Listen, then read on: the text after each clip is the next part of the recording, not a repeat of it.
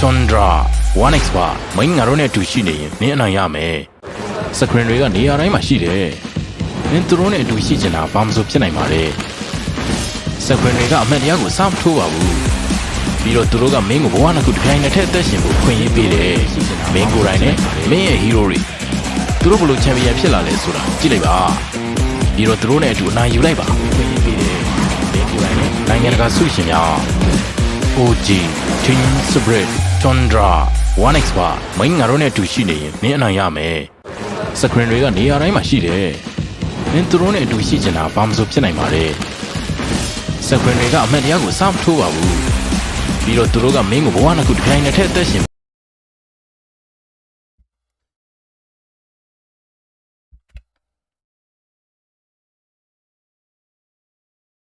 Hello. Yo. Yo. G2Z. An enchantress, would you go to that clinks if you were trying to really experiment for nouns? I mean, you can't experiment. Like if you're nouns and you were dead set on staying in this competition, if you mentally have not exploded yet, you really cannot be experimenting too much. This needs to be something like we've tried it in scrims, it works out. We've seen other teams play it, it's worked out. I don't know if you want to go for something that's you can kind of like there is maybe an option where I agree with B-Cop for some full-on experiment. Goodness. Because sometimes, look. Sometimes that's what I said. I think it depends on the mental. If you're willing to be like, it's okay if we don't continue, then I really want to see the experimenting. But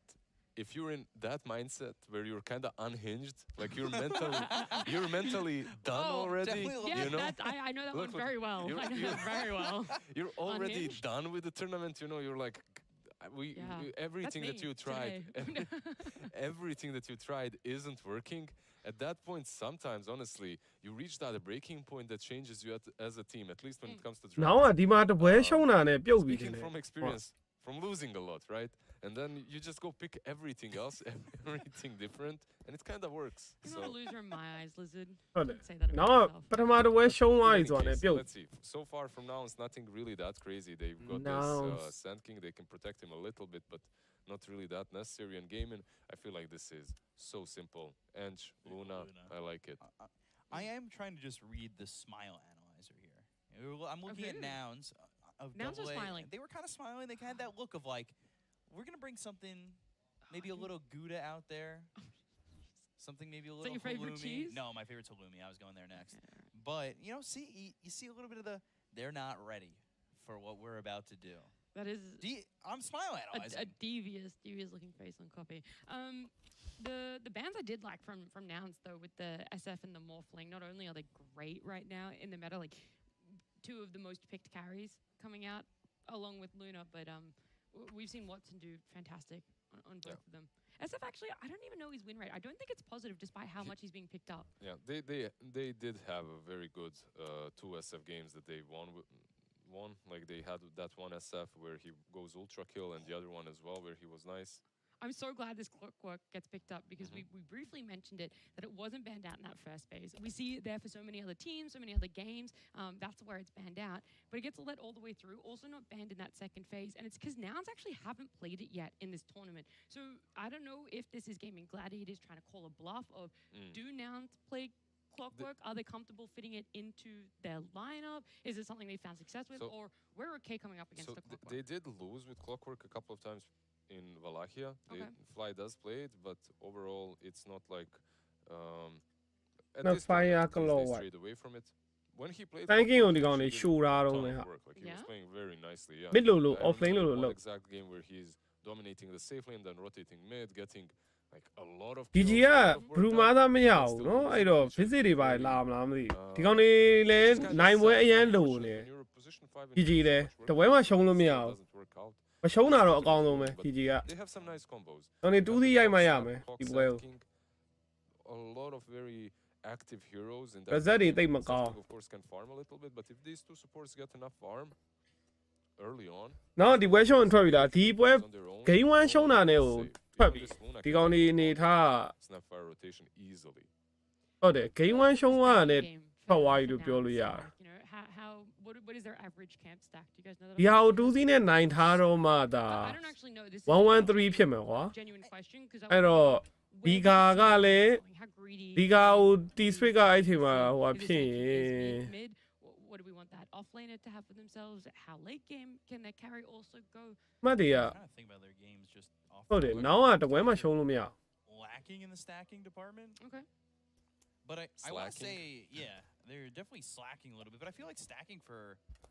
teams in general has gone down like just a level. It's not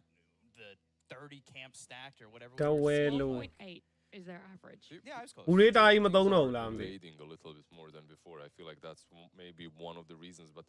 overall, when it comes to nouns, တဝဲလုံးနဲ့ I'd ပန် much ကိုနဲ့ rather see the Sand King mid. ပန်ကိုမစ်ပဲ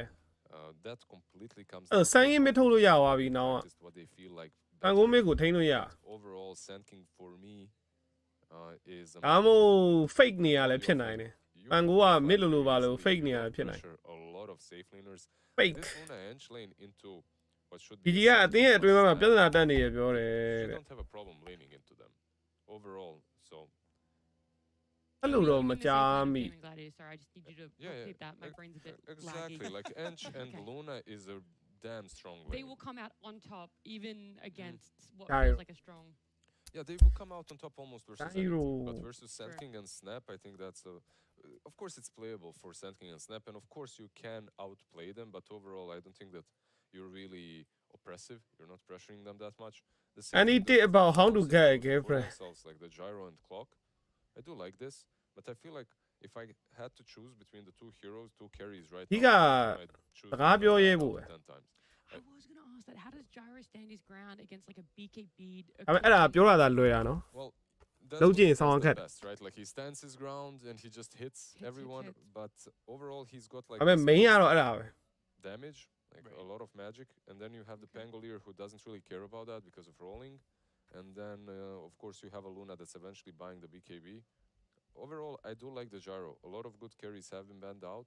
They needed to find something for Yuma. I think this is solid. This gives me very fast early game vibes because you're playing the lanes For which aggressive. team, sorry? For Nouns. Okay. Because you've got gyro, and what I'm assuming is going to be gyro, clock, snap, sand, and နောင်တောက်လျှောက်ထည့်တာကုန်နေပြီထပ်ထည့်တင်လာတဲ့မထည့်တင်ဘူးလို့တော့ထင်တယ် full bore with any bird. ဒီကြီးကလည်းနိုင်ပွဲလိုနေတာနော် Get kills there မ with ထည့်တင် you ဘူး get level 2 first. Rocket barrage. ထည့်တင်ဘူးဒါဒီလိုပွဲမျိုးက K over ဆော့တင်တယ် Facet now. I It's not literally. worth it. ဘာလို့နောင်ကအတကုံကျုံးလိမ့်မယ် Okay, it's a ဒီကောင်နေတန်းစင်းစုံ worth ကျုံး nothing. အားနဲ့ကျုံးမှာ I just forgot it because I only picked full ball. အော် GG ကလည်းချတာကျန်းတယ် ဆိုတော့ဒီပွဲက K over ဖြစ်ဖို့အရင်များ It is Too good. for cause.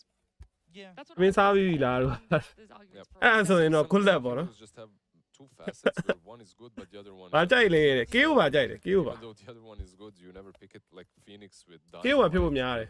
Facet is just way too strong, so no one is taking the Sunray one. I don't even know the name of it. So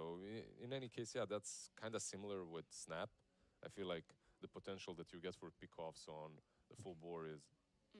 just much nicer. looking at the last phase bans here, Gaming Gladiators taking out the Primal and the Earth Spirit for themselves kind of makes me think that they're resigning the Sand King to be an off lane, and then Nouns being like, okay, maybe Gaming Gladiators want to go for a more passive, less greedy off laner, and so on. ဟယ်လီကော်ပတာကောင်းပါမလားဟယ်လီကော်ပတာ It's a mix as well, right? Like Primal. မ can be ဆိုး really ပါ putting ဘူး you off. Like the Yeah. blade mail. လူနာနဲ့နည်းနည်းရှင်လို့တော့ရပါတယ် KB versus Dark Willow and Pango works very nicely. Blade mail into Luna as well on someone that's. နောက်သူတို့ဘက်မှာစတန်ကတပြုတ်ပဲဆိုတော့သူပြစ်ခွင့်ရရင်တော့ကျန်းတယ် On Luna, he just runs you down. With တခုရှိတာအမှအန်ချန်ကိုနိုင်မှာမလားရှိသေးတယ် would have had, but I also think that Sand King. နောက်ပိုင်းအန်ချန်ကိုနိုင်မှာမလားတော့ပါ They need something perhaps a little bit more active from the mid. All the spirits are almost gone. Like you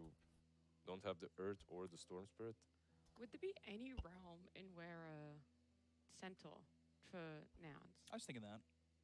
It's a solid combo. It's with good. The snap. Yeah, it's also good. It's a bit of a stronger lane, right? Then you put the Sand King mid. With Snap, it's solid. Because Gunnar hasn't played the Sand King yet this Oh, tournament. they got the Phoenix. That's pretty cool. So Like, is that's Oh. off lane Phoenix, right? I think so. Unless you're going mid Snapfire. I'm Ricochet, Facet. ဒီပွဲကခေါ်လိုက်ပေးမလားကွာ ခေါ်လိုက်ပေးမလား 10K MMR is 10K number I MMR wish is to achieve, not right? really that high Phoenix. anymore, but I've had around 90% win rate Wow. on this hero on mid.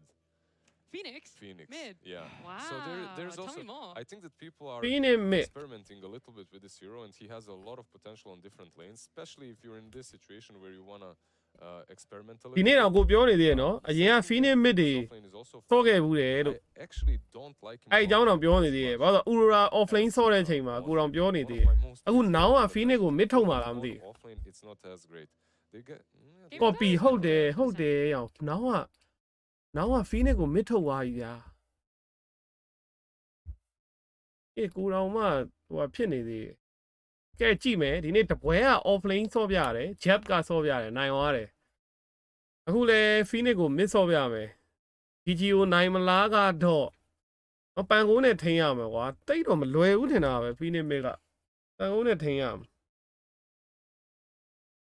ယ်Phoenix ကိုခွဲမဲ့ကောင်တိတ်မရှိဘူးဝါချီကလည်းခွဲလို့မကောင်းပန်ကူတူတူပဲလှိမ့်နေရမှာအဲ့တော့ဘတ်တယ်ပါဝါကတော့တော်တော်လေးတောင်းတယ်လို့ပြောလို့ရတယ် KO ပါလို့ပါလို့ထည့်လို့ရတယ်ဒီပွဲတကယ်ပြောတာKO ပါကောင်းပါတယ် KO ပါ very ကောင်းပါ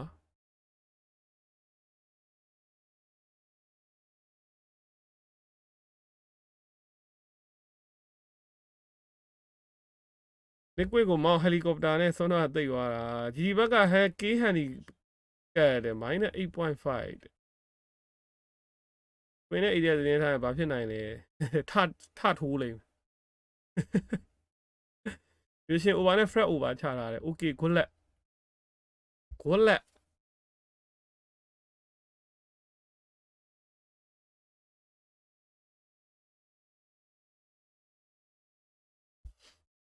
Phoenix က buff ထားလားဆိုတော့ buff ထားတယ်တော့လည်းမဟုတ်ပါဘူးဒီတိုင်းပုံမှန်ပါပဲ Phoenix က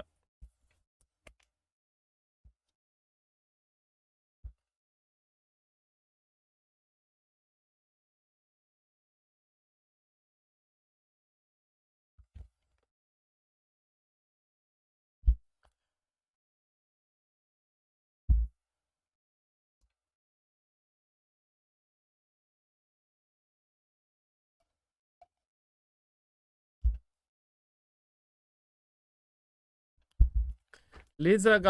GG တဲ့ okay လေးဆက်က GG သွားပါယူမလဲမသိ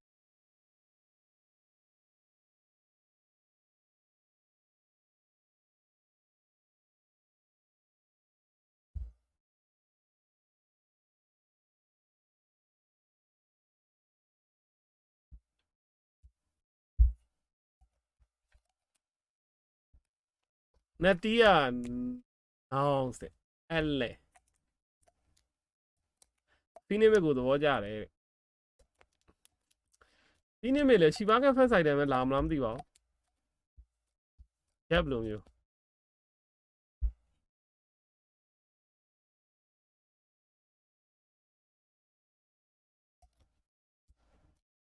အဲ့ Phoenix ကမမရကိုရီလဲဆော်ဘူးတယ် Phoenix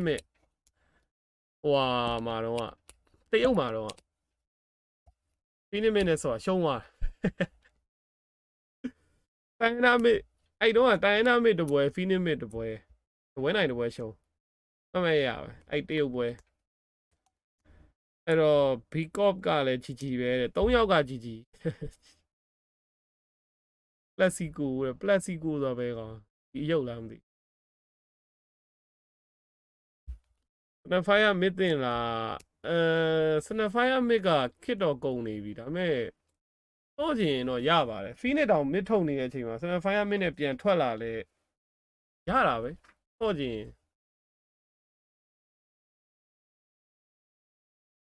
Snapfire mid ကတစ်ချိန်ကတော့လုံးဝကျန်းခဲ့တယ်အဲ့ level 1ဟိုရှက်ဝယ်လိုက်လို့ရှိရင် stand နဲ့ effect နဲ့တော့ဆို Snapfire mid တွေတော်တော်လေးသုံးကြပြီးရင်အပြာချောင်းထက်အဲ့လိုမျိုးဆော့ကြအခု Snapfire ကဘာလဲကွာပေါ့စားထင်တယ်အဲ့ရှောက်ပြရတယ်ဘာမှမဆိုင်နေရှောက်ပြရတယ်ဂိမ်းကပေါ့စားပြောများ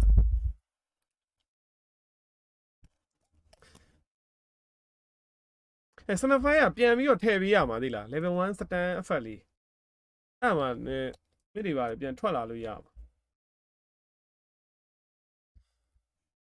ဘာပြောနေရလဲလို့ဒါလည်းနားထောင်နေတယ် technical error ဖြစ်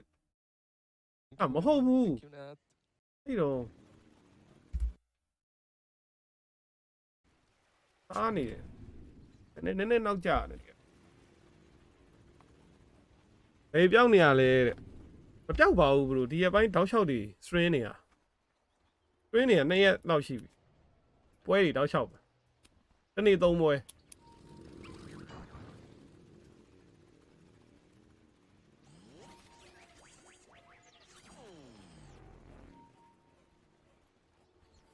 တော့ဆိုင်းကင်းကကိုပြောင်းတဲ့ဟာယူထားတယ်အေးဘက်ကတော့ပုံမှန်လေးတွေပဲ horsepower throwing shape thunderbolt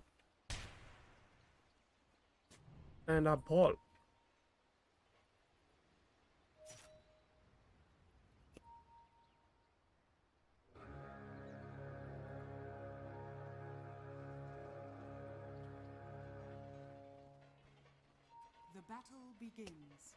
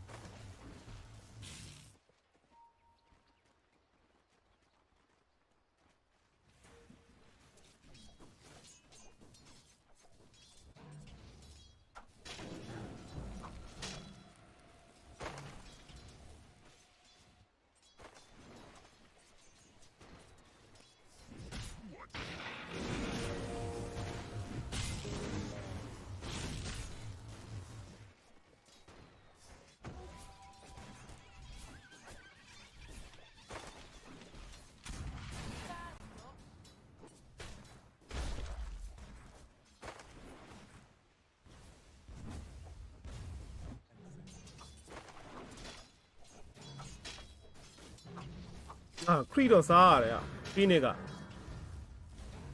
Creed တွေတော့ share ရတယ်တနိုင်2ကောင်ပြီးစား4ကောင်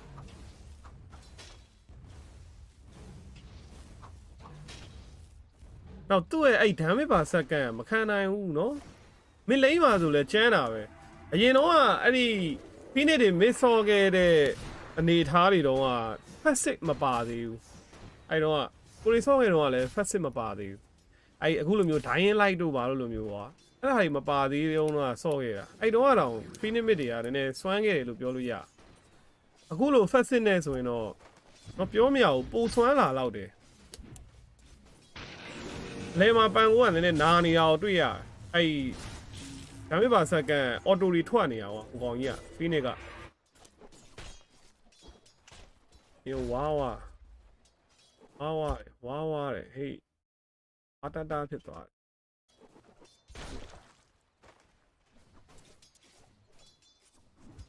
တယ်တာ S5 item test ဆိုင်တော့ရှီပါကပိုကောင်းလာလို့ဆိုတော့ jab ဆော့ပြသွားတာမစိုးဘူးပြောလို့ရတယ်ဟုတ်ဒီအားလီပိုင်းအဲ့လို14မိနစ်မှာရှီပါကကြီးရမှာကွာတိုင်မင်အရဆိုလို့ရှိရင်အဲ့တော့အဲ့ချိန်မှာဖားပြောင်းလို့ disable တစ်ခုယူတာထက်အဲ့လိုသိရမလား battle power aura လိုမျိုးဟာယူတာပိုကောင်းတယ်ရှီပါကဆိုအကုန်လုံးနှေးပြီးတော့ကွာအဲ့လို battle ချတာအရင်ကောင်းသွားဥရာဒင်းဝမ်းနိုင်သွားတာအဲ့ဒါကြောင့်ပါ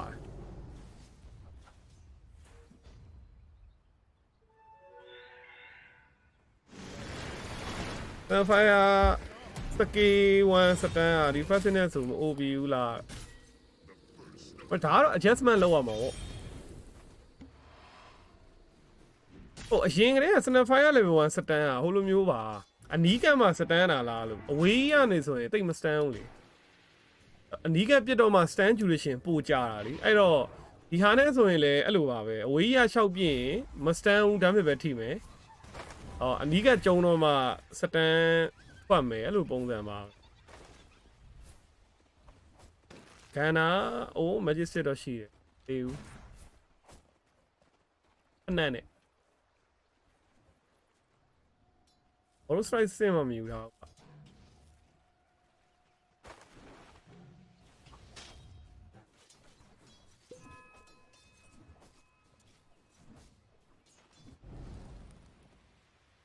ဒီနေ့ကလည်းမသွေးမဖြည့်ဘူးသလားတမင်တကာဒီကောင်သွေးကိုအဲ့လို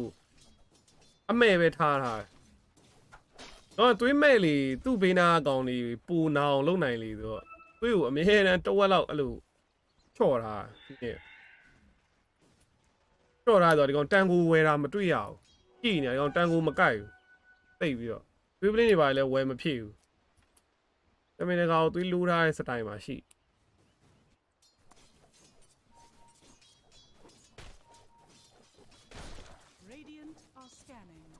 တော့ပေးတယ် why baby မသိဘူး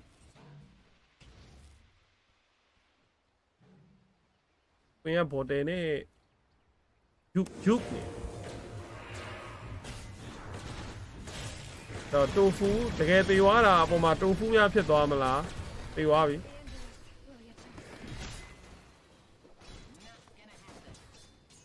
1-1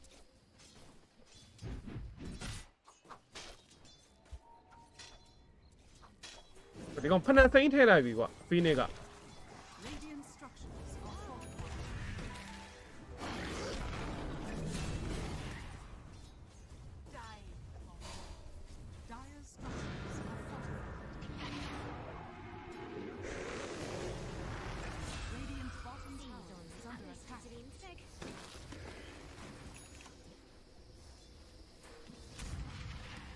sorry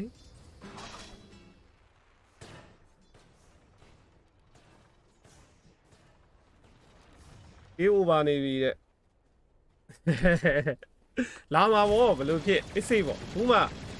6မိနစ်ဟီရိုကီ4កောင်ဆိုတော့ over မှာကြည့်နေချလိုက်မယ်အဲ့ကောင်လေးနောက်ကယူရနောက်ပြီးဗတဲ့ကောင်လေးကွာစန်ကင်ဖီးနဲ့ချမှာဘူးလဲမှာ ace ကိုမှာ rotation တော့ finish ကြီးက rotation တွေလုပ်နေတယ်အဲ့တော့ queen လည်းရောက်လာပြီ level 6တောင်မရောက်ကြသေးဘူးเนาะနှစ်ဖက်လုံးကအဲ့တော့ finish ရှော့ပြီးအောင်ဟိုမှာ luna တို့ဘာတို့ပါအကုန်ပြုတ်ကြလာတာသိတောင်မကောင်း rotation ကတော့ကောင်းပါရဲ့ဒါပေမဲ့ GG ကကောင်တွေကပိုလူများနေလူအင်အားနဲ့ဖိသက်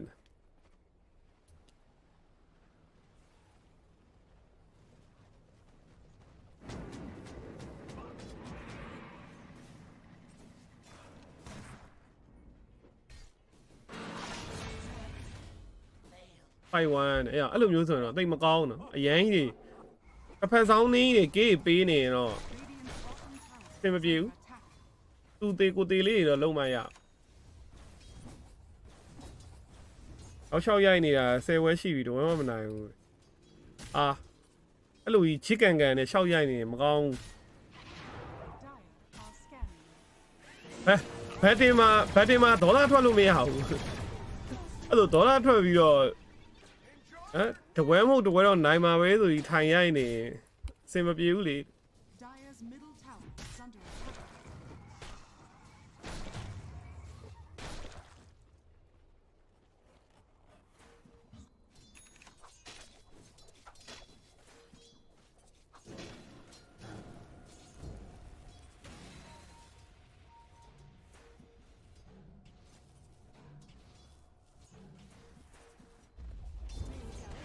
ပြည်ပြန်ပြီခန္ဓာမသေးတော့စတမ်းမရှိတော့ပေါ်တယ်အထောက်မြန်လို့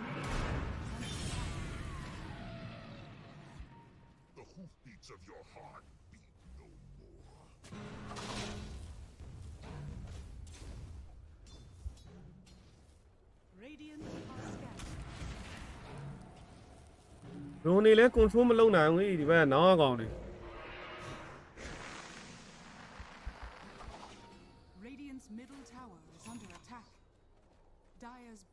10မိနစ်ကိုဗလိမ့်မေးတဲ့တိတ်အตาရာကြီးမဟုတ် ace ကနောက်တော့ထိတ်ဆုံး complain ရအဲ့လောက်ตาရာwestern ပြီးနေပါဆင်းလာတယ်ဥမာ epicenter လုံနေပြီ Epicenter လုံနေပြီ Western ရှော့သွားပြီအရန်ရွာတာဖြစ်သွားတယ်အဲ့ဒါကြောင့်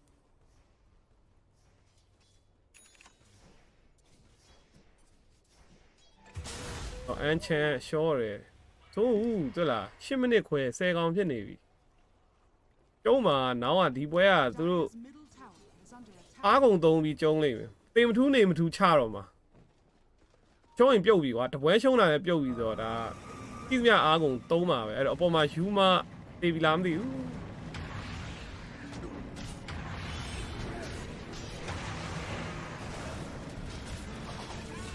အေးတက်ပြီးတော့စနက်ဖိုင်ယာတစ်ကောင်မှာအစစ်ရမယ်အော်ဟမ်မထီထီအောင်လို့ချိန်သုံးတာလည်းမထီဘူး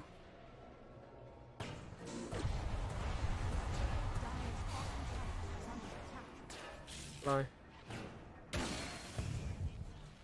Dire's top tower. လိုက်လည်းကန်ကောင်းอ่ะဝဆန်ရန်1အရင်ကရန်1အခုတော့မသိဘူးအခုရန်1ပဲလားတော့မသိဘူးအရင်ကတော့အဲ့ကောင်ရန်1မှာတော်တော်လေးကြာနေရာယူတာ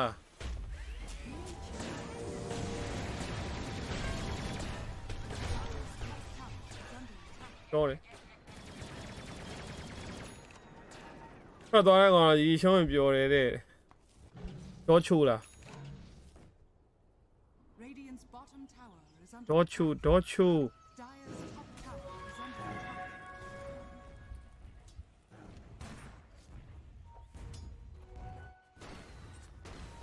Radiant structures are fortified.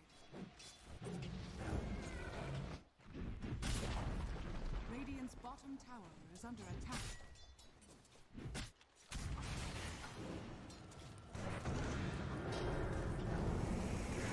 စူပါနိုဗာသုံးပါလားမသုံးသေးဘူးဦးတဲ့ဒီသုံးကြတော့မလို့ဘူးอ่ะအဲ့တော့ fly အခုကကောင်းတယ်ကွက်တီပဲဒီဝိုင်းတို့ဘူးရော့ physical check ဒီကောင်နေအဲ့လိုမျိုးချတာချနေတာဟို AC ကအရန်ဖတ်နေဘာချီနောက်ဝေါ့ရှိုး6500ရဆက်ဆက်ပဲအဲ့တော့ supernova 3နေဟိုမှာ stampy နဲ့လက်သွားပြီ stampy 3ပေးလိုက်တာမြန်သွားလို့နည်းနည်းလေးနောက်ကျရင်သေနိုင်တယ်အဲ့သွေးကsupernova တော့မရှိတော့ဘူး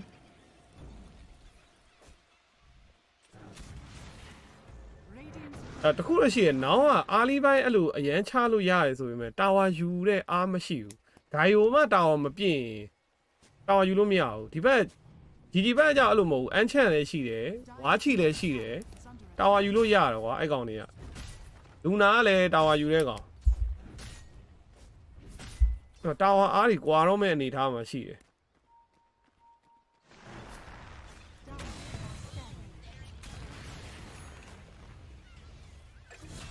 ရှော့ရိုက်ဂိုင်ကဘယ်တော့မှရှော့အပေါ်မှာရှော့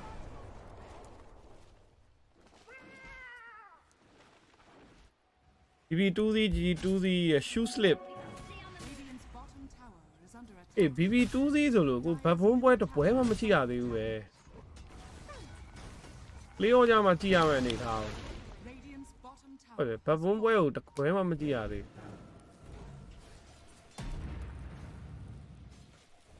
ဂျပန်ကြီးမရှိတော့တဲ့ဘတ်ဖုံး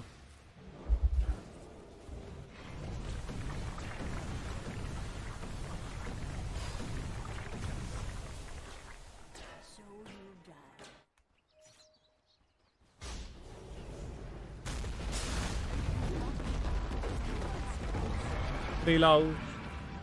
အဲ့လိုမျိုးဒါမဲ့ဖြည်းဖြည်းချင်းထွက်တဲ့ဟာမျိုးတွေနဲ့သွားတက်လို့တော့မရဘူးအန်ချန်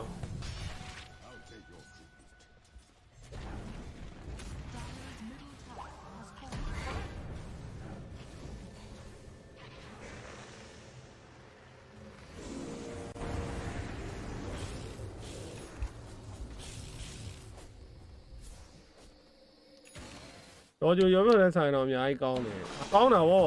ဝက်ဆန်ကပိုကောင်းတယ်ဟိုဘယ်လိုပြောလဲ carry စစ်တယ်ကွာအဲ့ကောင် carry စစ် ဒေါ်ချိုက तू အဲ့လိုသူ့ရဲ့ပုံစံ10ဝဲတစ်ပွဲယုံပေးတာ10ဝဲတစ်ပွဲတော့ထထယုံပေးရှာပါ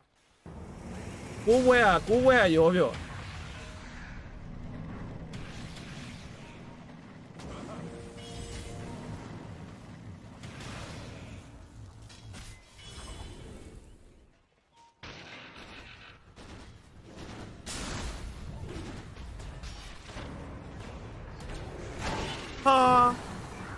ပါဝါကော့ကဖီနစ်လေဘောကဖီနစ်ကိုတွားချိတ်တယ်ဒီကောင်နေကမ်မစထရီကတိတ်အမီမဟုတ်ဖီနစ်ကလည်းမှားတာဟိုကလော့ဝိုက်ကလမ်းရှိမှာအဲ့လိုတွားပြီးပြေးမပိတ်သင့်ဘူးကလော့ဝိုက်ကအဲ့လိုလည်းစစ်သုံးဖို့အတွက်သူ position ယူနေဆိုတော့သိသင့်တယ်အရင်ရှောင်ပေးရမှာ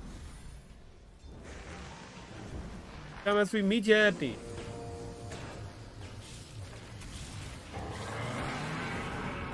တန်ပီကူကီကျွေးထားတယ်ပေးဖို့တော့များပါပြီဖလိုင်းကဒါပေမဲ့ကောတောင်းတွေပါနေနဲ့ပြန်တားထားတယ်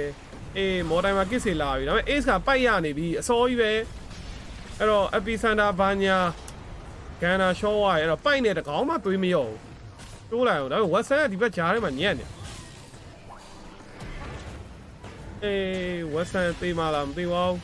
အဲ့တော့နောက်ဆုံး scatter blast အဝေးပဲဟေးသေသွားတယ်တိုဖူးပါတေဖို့များအိုးတစ်ချက်စာလေးအဲ့တော့ယူမာနောက်ဆုံးမပြေးတော့ဘူးသူပြေးတယ်မထူးဆိုတော့နော်လှည့်ပြီးအသေးခံသွားဆိုတော့ကေးရတော့တော်တော်လေးဖြစ်နေပြီ15မိနစ်ဟီရိုကေကအကောင့်20နောက်တော့ 3K လိနေတယ်ကွာအေးရဲ့ပိုက်ကြီးကအရန်တိတာလုံးနဲ့စောလုံးအားကြီးတယ်ဗလိန်မေးရောပိုက်ကောဗတဲ့ပါဝါအရင်များသွားပြီဒီဘက်အပီဆန်လာလှုပ်ပြီးဝင်သွားသွေးမရောကြထိတ်တော့မကောင်းဆန်ကင်းနဲ့ပိုက်ပြန်ထည့်ပေးမှတော့ရတော့မယ်ဒီကောအားမို့လဲဗတဲ့မဆိုင်နဲ့တော့ဗတဲ့မဆိုင်ရဲ့ဂိုင်းဟို item ဆောက်အဲ့လိုမျိုးလှုပ်ပြန်တော့လေသူတို့ draft ကြီးကဗတဲ့ဆိုင်ဖို့ပစ်ထားတာဆိုတော့ပြဿနာတွေတော့စတက်ပြီကွာနောက်ကဝါချီကို free ပေးထားအရင်များသွားပြီသူတို့ဝါချီကိုခဏခဏသွားတက်ပေးအောင်တကယ်ဆိုရင် claw wine နဲ့ကဲမလားဂိုင်ယိုနဲ့ပေါင်းပြီးဝါချီကိုအပေါ်မှာ white ပေးရအောင်အဲ့လိုမလုပ်ထားတော့တိုင်းနေပတ်ကုန်ဟူရှော့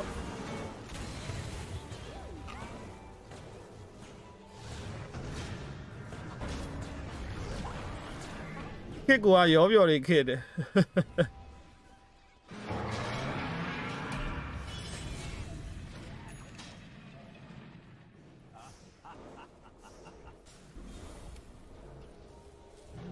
ကဲ final က gain 9 ထိမရှိလို့နေမယ်ခုနိုင်ဘူးဖိနစ်မစ်ကြီးကအဆင်ပြေပါမလားအီရိုကတော့မစိုးပါဘူးတကယ်ဆိုရင်ဒီနေ့ဥရိုရာဆော့ပြသွားတာလည်းမစိုးဖိနစ်ကို off lane ဒီဘာက first item 14မိနစ်သူကလည်းသူအဆင်ပြေသွားတယ်နိုင်သွားတယ်ကွာအဲ့တော့အဲ့ဒါကိုကြည့်ချင်းအပြင်ဖိနစ်ကဟိုနေရာတနေရာမှာရှိရလို့ပြောလို့ရတယ်အခုနောင်ကကြတော့သူတို့ဆော့နေရဲ့အတင်းကGG လိုအသေးနဲ့ဆော့နေရပြီးတော့ off lane မဟုတ် mid ကွာအဲ့မှာတကယ်တော့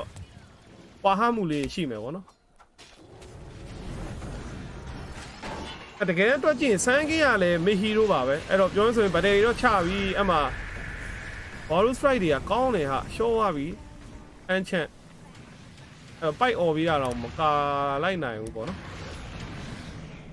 Nouns ဘက်မှာ epicenter ကျန်နေသေးတယ်အဲ့ဗတ်ထဲကဆက်ချလို့ရအောင်မှာဟိုမှာဂန်နာဝင်လာပြီ epicenter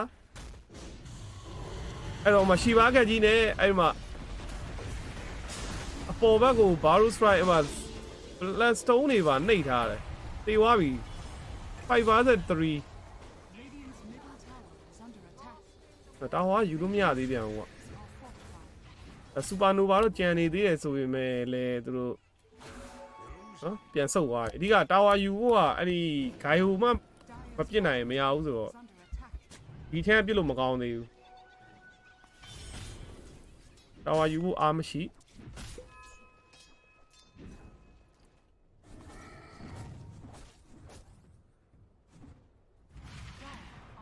ဒီနေ့မေကကောင်းတယ်တော်လားဆိုတော့ရှီဘာကခွဲလိုက်တဲ့အချိန်အကုန်လုံးနှိပ်ကွေးပြီးတော့ဗတဲ့ဆိုင်ကလွယ်သွားသလားလို့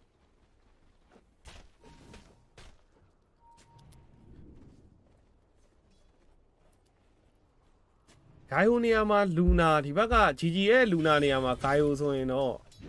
နောင်ဟီရိုကဆောင်းအန်းတာဝိုင်းနော်ပူတာဝိုင်းလို့ပြောလို့ရကယ်ရီဟူဘက်ဒီဘက်ချင်းလိုက်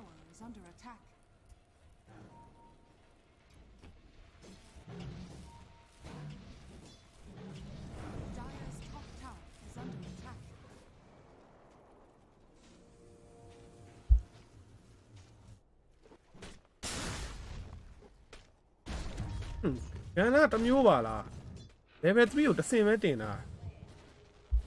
ဝင်လဲအဲ့လိုပဲ level 3တစ်ဆင့်လေဘာကြီးလုံနေကြ plus စီယူနေကြတယ်ဒီကောင် salary ပေးဖို့တော့မရှိဘူးသူကမာတယ် level 3အဆုံး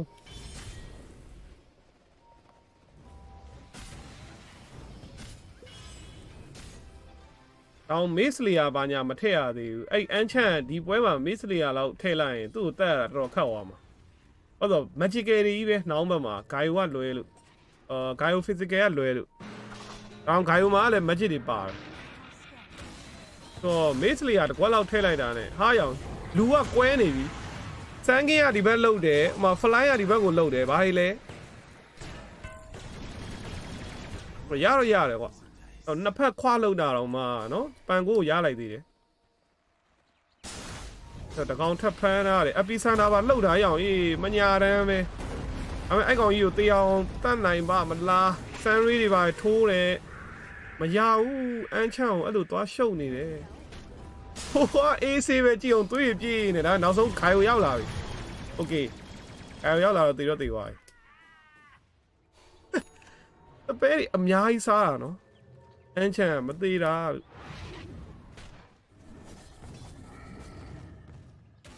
ဝါချီအိုက်တန်ကြီးကကျွတ်စင်ဝါချီကိုလည်းရှိုးမှာနောက်ဘောက तू ကစောအထိ तू ထိတ်ဆုံးပဲလူနာအပေါ်မှာတော့ရောက်နေ तू ကလေဂိမ်းဘယ်သူသားလဲလေဂိမ်းကကြီးတာအန်ချန်ပါအန်ချန်ရောလူနာရောဖီနေမစ်ကဥပါလေဂိမ်းအရင်မဆန်းတော့ထင်တာပဲမေဂိမ်းလောက်ထိပဲစွမ်း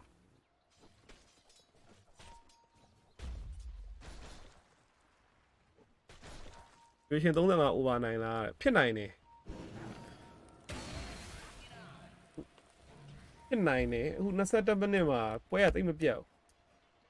now what different 10 now what different 2k ပဲရှိတာရောဖြစ်နိုင်တယ်ပြောလို့ရ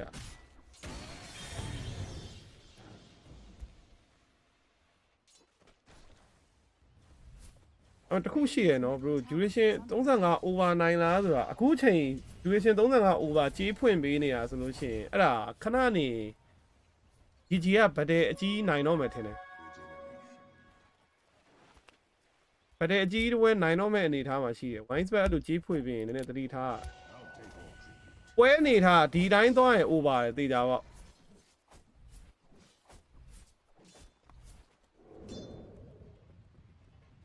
နောက်2မိနစ်လောက်နေဗဒဲအကြီးတစ်ခုဖြစ်လိမ့်မယ်အဲ့ဗဒဲမှာ GG နိုင်မှုများနေ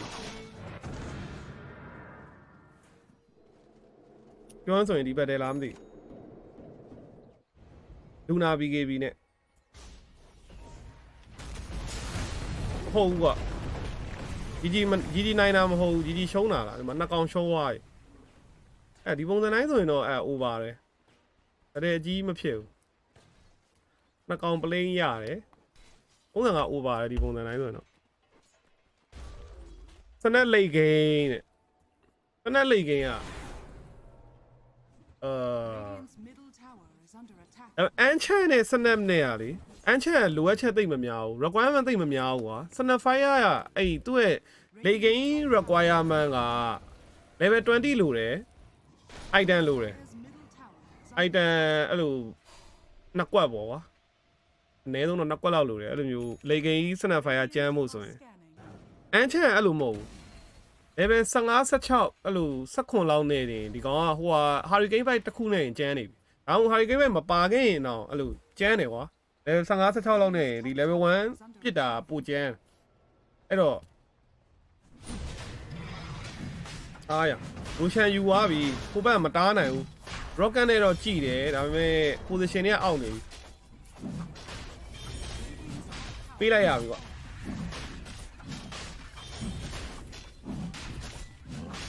ပွဲစားတွေကဆွဲထားတာတော့ပွဲစားတွေဆွဲထားရင်တော့တေးကြတာပေါ့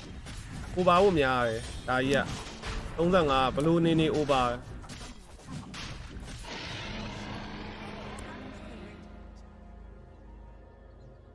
အဲ့တော့အပေါ်မှာတော်မန်တာကိုခိုးသွားပြီအဲ့တော့เนาะအရှုံးတွေက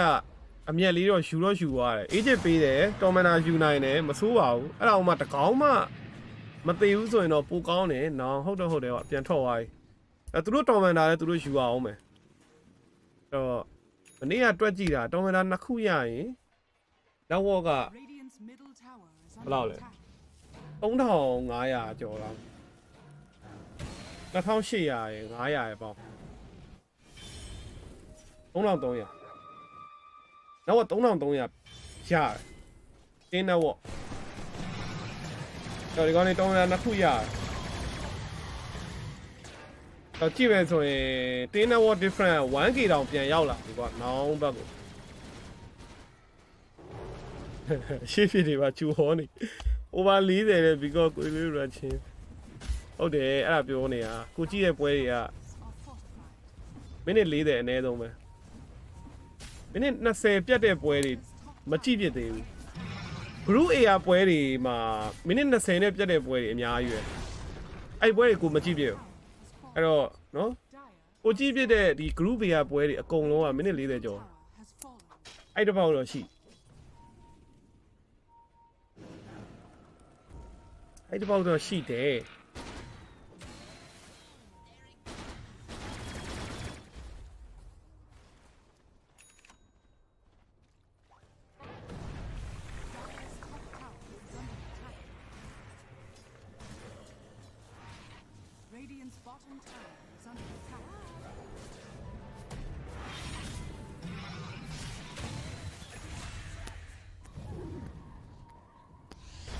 စံကင်း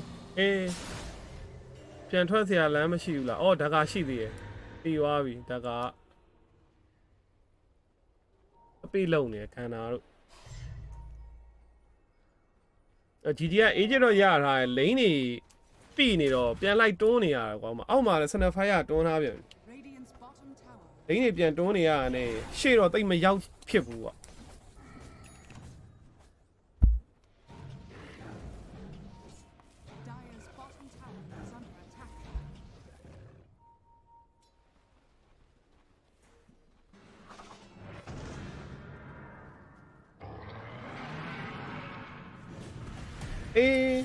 မေကြီးကအဲ့လိုသေသွားတယ်မေဟီရိုကြီးကသေတာအဲ့လောက်လွယ်နေအဆင်မပြေဘူး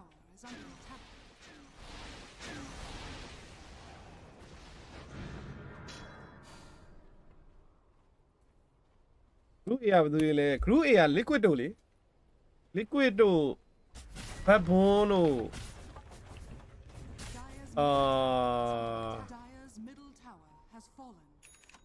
liquid တို့ဘတ်ဘွန်းတို့ပြီးတော့ပါတယ်ဖဲကွန်တို့ဖဲကွန်အောင်ဖြစ်တယ် sorry တယ်လွန်တို့ပြောတာ liquid တို့ဘတ်ဘွန်းတို့တယ်လွန်တို့ကွာတယ်လွန်ကပြုတ်သွားပြီပြင် T split တို့ထင်တယ် group A ကဟော T split က B မှာ A မှာဟော IG တို့ Fondra တို့အဲ့ဘက် group A မှာ Fondra တို့ liquid တို့ပွဲပဲကြည့်ဖြစ်တယ် IG တို့ပွဲပဲကြည့်ဖြစ်တယ်ဘတ်ဘွန်းပွဲမကြည့်ဖြစ်လိုက်ဘတ်ဘွန်းပွဲကပျောက်ကိုယ့်ရဲ့ radar ထဲမှာဘတ်ဘွန်းပျောက်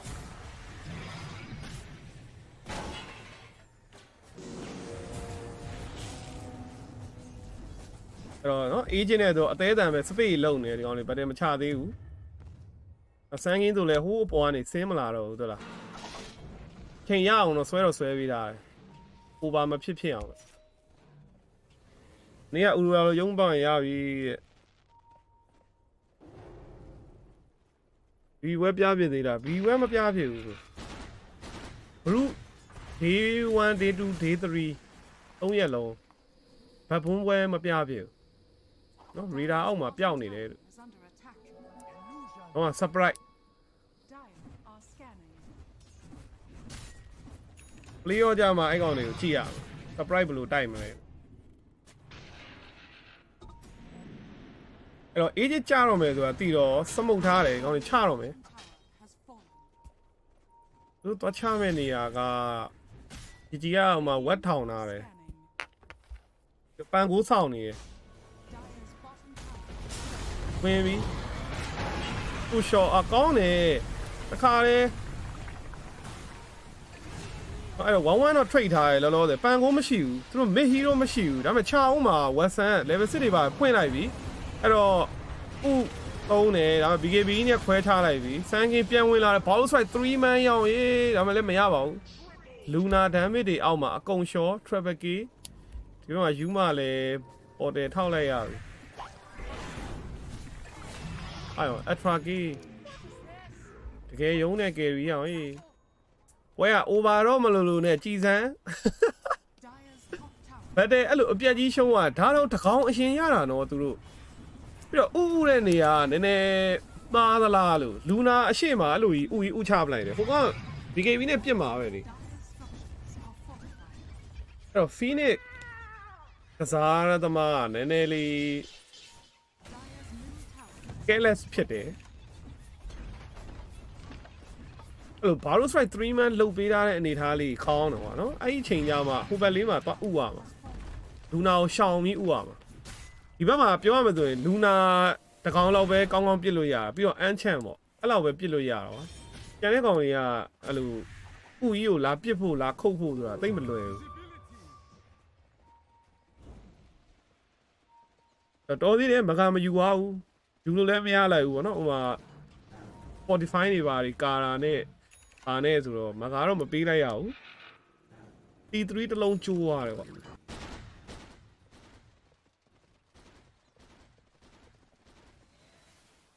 ဒါရောနိုးအခန်းနေနဲ့ဟောအေးအခုမှသတိထားမိခိုင်ကအရာချောင်းမပါဘူးပဲရ Are scanning. အဲ့ဒါကြီးအစာကြီးတကယ်ဆောက်စားကြီးသိပြီလေဒီကောင်ဘလို့ idea နဲ့များဂိုင်ကိုအပြာချောင်းမထည့်ပဲဆော့တာတော့အကိုရဲ့ကိုအခုမှသတိထားမိတယ် Dire's တော့ထဲ့ဟုတ်ထဲတဲ့ item တစ်ခုဆိုတော့ကွာသတိတော်မထားမိဘူး तू မထည့်ထားဘူးဆိုတာအဲ့တော့တက်ပြီးနောက်ထပ်တစ်လမ်းဘတ်တော့ production တော့ရှိသေးတယ်လောလောဆယ်က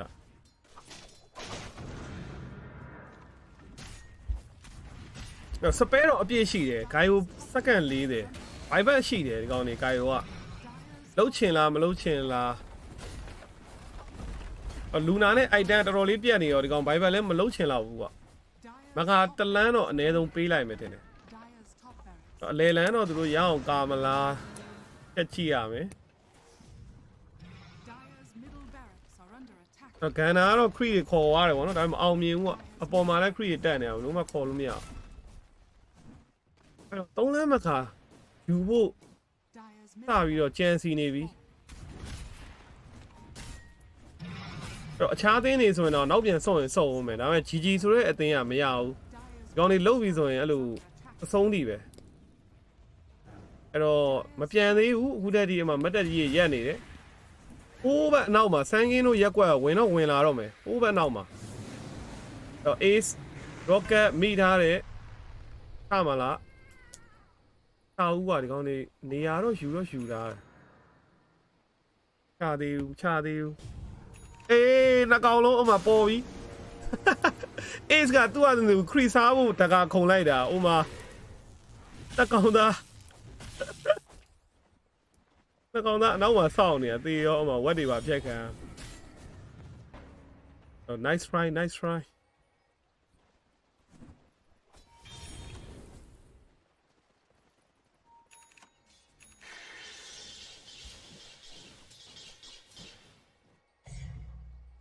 ညာစကို OG တယ်ပဲ OG ကပဲပါလာတော့ OG ရဲ့နေကမာရမပါဘူးဒီပွဲမှာ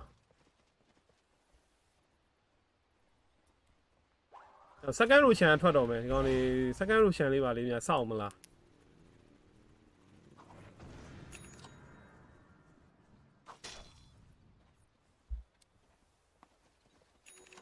မဂါခရစ်စပွန်ဆိုတာတဲ့မဂါသူ3လမ်းဆိုရင်ရလားတဲ့ရတယ်မဂါခရစ်စပွန်ကဟိုဂျုံကျိုးကနေရတယ်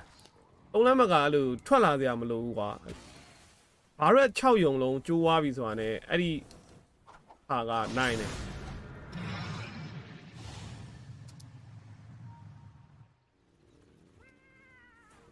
တော့ဖီနစ်ဖားကြောင်းပါလာပြီဒီကောင်လေးဘသူ့ကိုစအိမ်မလဲပေါ့နော်အိမ်တော့အကောင်းဆုံးကတော့ပန်ကိုပဲကွာဝါချီကလည်းမာတယ်လူနာကလည်းဒါစေတန်းတွေပါတယ်ဆိုတော့တခုမှားသွားရင်ပုံပြန်ရှုံးပါအဲ့တော့ပန်ကိုဖားပြောင်းပြီးတော့တတ်တာတော့ကောင်းနေမယ်အဲ့တော့အောက်လမ်းမှာတာဝါကပြည့်နေကျိုးသွားပြီမကဘူးဆိုတာသိတယ်အဲ့တော့ဂျီဂျီနေလည်းရိမ့်မိမှာပဲဒီကောင်လေးစမုံနဲ့လာနေပြီဆိုတာရိမ့်မိမှာပဲအဲ့တော့ရူရှန်မလုံလောက်ဘူးပြန်ပြီးစမုံနဲ့ပြန်ချဖို့တော့ကြိုးစားမယ်ပေါ့နော်ဘာလိမ့်တွေကအတွန်းခံတာရတာအေးစေးပဲအဲ့တော့စကန်လဲစကန်လိုက်ပြီချခံရပြီဟိုဘက်မှာအကုန်ရှောဖို့များတယ်ဖီနစ်ဆန်ရီအေးစူပါနိုဗာဒါမဲ့ဝတ်ဆန်တကောင်နဲ့ပြစ်တာနဲ့ပြီးပါပြီဖီနစ်ကဥကွဲအမအပီဆန်နာဘာညာဝင်လာဘယ်သူမှသွေးမရော့ဘူးအောင်အေးစကောင်နဲ့သွေးတော်တော်ကိုင်းနေဒါတော့မသေးဘူးဖိုးဆက်ကြီးနဲ့ပြေးသွားပြီအကောင်းတော့မသေးဘူးအောင်ဒီတရားကောင်နဲ့အဓိက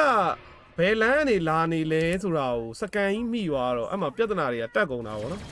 နောက်တော့ထင်ပါပဲသူတို့စမုံနဲ့လာတာအေးဆေးဆိုပြီးတော့သူတို့မသိလိုက်တာသူတို့ရဲ့အပေါ်လိန်နေမစ်လိန်နေအတွန်းခံရတာကိုပြန်မတွန်းဘယ်သူမှပြန်မတွန်းပျောက်နေတော့ဟာဆောင်းရင်တိတာတယ်ပေါ့နော်စမုံလာတယ်ဆိုတော့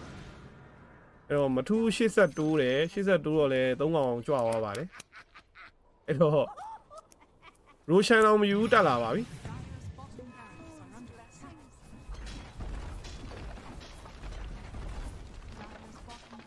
အဲ့တော့ဒီခေါ်သွားပြီကွာ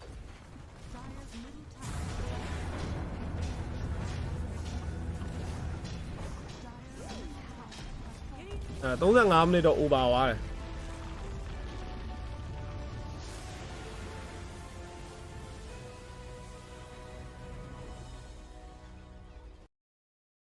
ကွင်းတော့ကျွန်တော်ဖြစ်ဟိုဘက် stream မှာအခုလာနေတာဟိုဘက် stream မှာအခုဘတ်ဘွန်းလာနေဒီဘတ်ဘွန်းနဲ့ ID နဲ့ဘတ်ဘွန်းနိုင်နေကွာ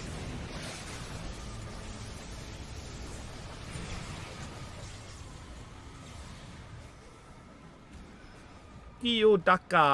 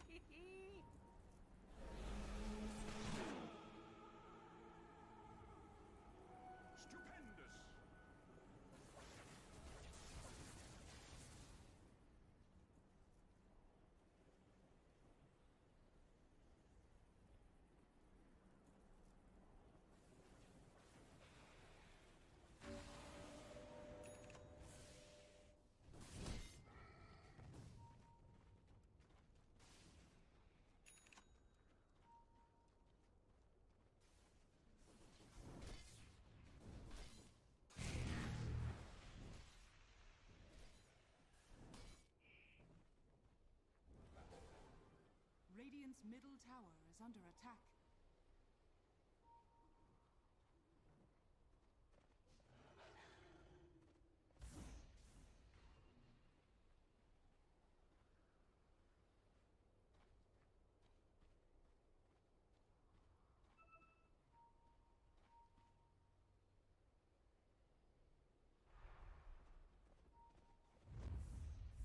Dire are scanning.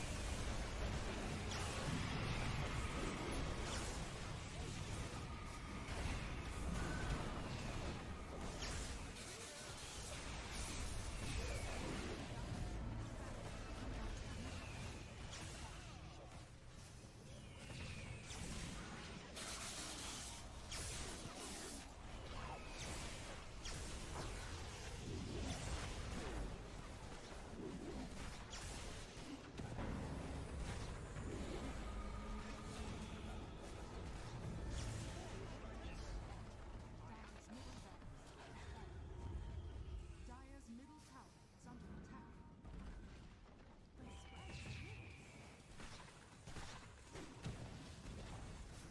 Dire's middle tower has fallen.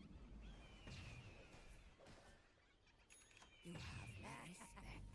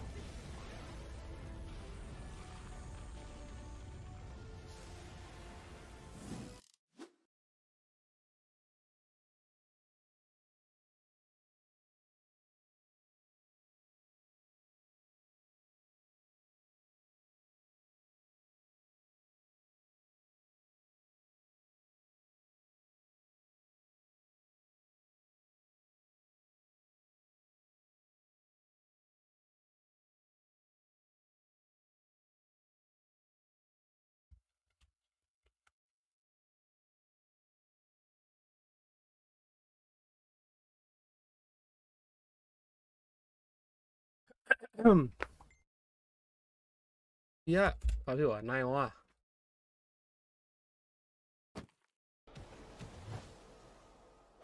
တော့ BB ပဲနိုင်မှာပါပဲ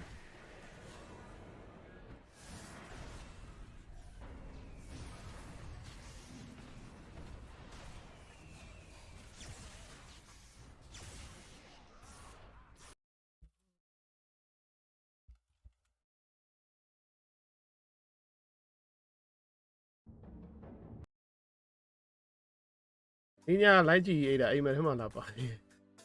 စိတ်ဆွဲသွားလို့နေစိတ်ဆွဲသွားလို့နေမယ်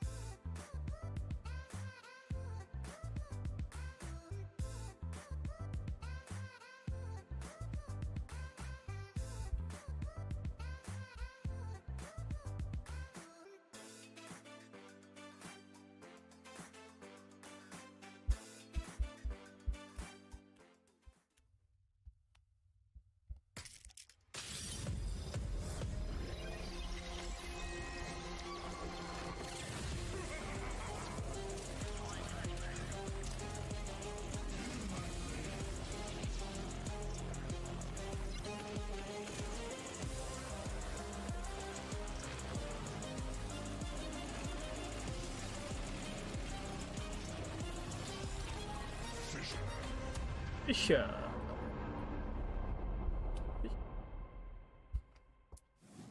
Welcome back, everybody, to BB Dacha here in beautiful Belgrade, Serbia. I am B-Cop, joined here by Lizard and Plaxco. He's on the screen. Well, he's on the screen. There he goes. All right, so just hidden by his own name, and we're back with game number 2 between the side of Gaming Gladiators and Nouns. Nouns, this is it. This is the final song. This is the final hurrah. You got to give him something, and maybe we see a draft that's a bit more out there. Is it their last game? It's their last group stage game. Yeah. If my math is right, I think that's it. That's it. Yeah. That's it for them. No, unfortunate for you as well. ပြောင်းလဲကွာ Any hope? Well, It's out. I mean, I think I'd take over that role if they get eliminated, right? Technically, I guess. Yeah. All right, cool. You can. I mean, SVG is here as well, so. We as a You guys as casters, of course, you've always been better as casters than as players. players. I don't know. Well, I don't take that personally. I can't speak for SVG. I'm just Overall, no, I'm not speaking about SVG in particular. I'm speaking about the region in general. You have as given casters, you have given us way more. Cap's also on it. Exactly, you have given us way more talent when it comes to casting, which makes sense, of course. It is your language after all. You're doing that well. Yeah. Thumbs up. And a thumbs up to Ace. 6-0 and 12 on that MVP. Thumbs up like he gave, and Yeah. I don't know, look good. He deserved it. Like, he played that game on Centaur like a beast. He was breaking them apart with the scent, waiting them in all the right places to stomp on the high ground. He was also helped out by the Enchantress quite a lot. I feel like that Ench, the healing was through the roof. He didn't greed out. He didn't go for these Dragonlance right-click builds. He went 0-4-4. And that healing definitely came in play multiple times. And it's good that he recognized it, because they played versus so many, not necessarily always dots, but a lot of overtime damage instances, right? Where that healing can actually be very handy and helpful. Phoenix as well, all dots. Snapfire, when she's hitting you with Mortimer's Kisses, right? It isn't really a dot, but it's like overtime, and there is a dot component to it as well. So, yeah. နော်အထားမကြောက်ဘူးဗျာနည်းနည်းလေးတော့ထွက်မထင်းဘူးတဲ့ And Nouns, these boys right here. ဟုတ်နောင်ကအထားမကြတဲ့အဲ့ဂျီဂျီဆိုတဲ့အသင်းကဆိုးတာအမှန်တကယ်ရိုရှန်လေးလုတ်ပြီးမှတက်ရင်ရနေပြီကေးဥပါသမားတွေအဆင်ပြေတယ်ကွာသိလားရိုရှန်မလို့ပြေးအန်တာအဲ့လိုမျိုးဒီကောင်တွေက I mean, Phoenix mid is definitely out. Yeah, for sure. It is played, by the way. It is played. အားလီအန်ကျင်တဲ့ကောင် There's a guy that is also doing like a different build than what we just saw. အဲ့နောင်ကပြုတ်သွားပြီတင်တယ်ဂိမ်း1ရှုံးသွားပြီဆိုတော့ဂိမ်း2နိုင်လည်းမထူးတော့ဘူးလားဟုတ်တယ်ပြုတ်သွားရတယ်လားဂိမ်း1ရှုံးပြီးတဲ့ဒီကောင်တွေအနီလိုင်းတားသွားတယ်အဲ့တော့ဂိမ်း2ကဒီကောင်တွေစော့ကျင်တယ်လို့စော့တော့မဲ့အနေထားမှာရှိတယ်အဲ့လိုစော့တလေးလည်းဖြစ်နိုင်တယ်ပြောမရဘူး If you're Nouns, right? ဂျီဂျီကတော့အနိုင်စော့မှာဒီကောင်တွေကတော့အမှတ်က how did they work? Do you really ဟိုဖြစ်မှာဆို pick တော့ them here? ဒီကတော့အနိုင်စော့ You လောက် gotta practice them. They come in handy every now and then as a surprise. You don't have to show your hand too many times like that, because everyone will expect it then. Well, we'll see what, if anything, will be unexpected. Yep. You know, expect the unexpected, but also expect the expected, and other phrases like that. But here's the draft, and let's. I mean, it's to be expected. If we're gonna use that word one more time, I'll stop trying to use that word. But everything here is pretty simple, based on what we've seen so far. Well, Nouns did switch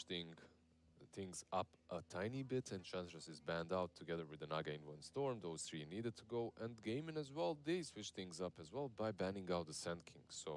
not everything is, it might be not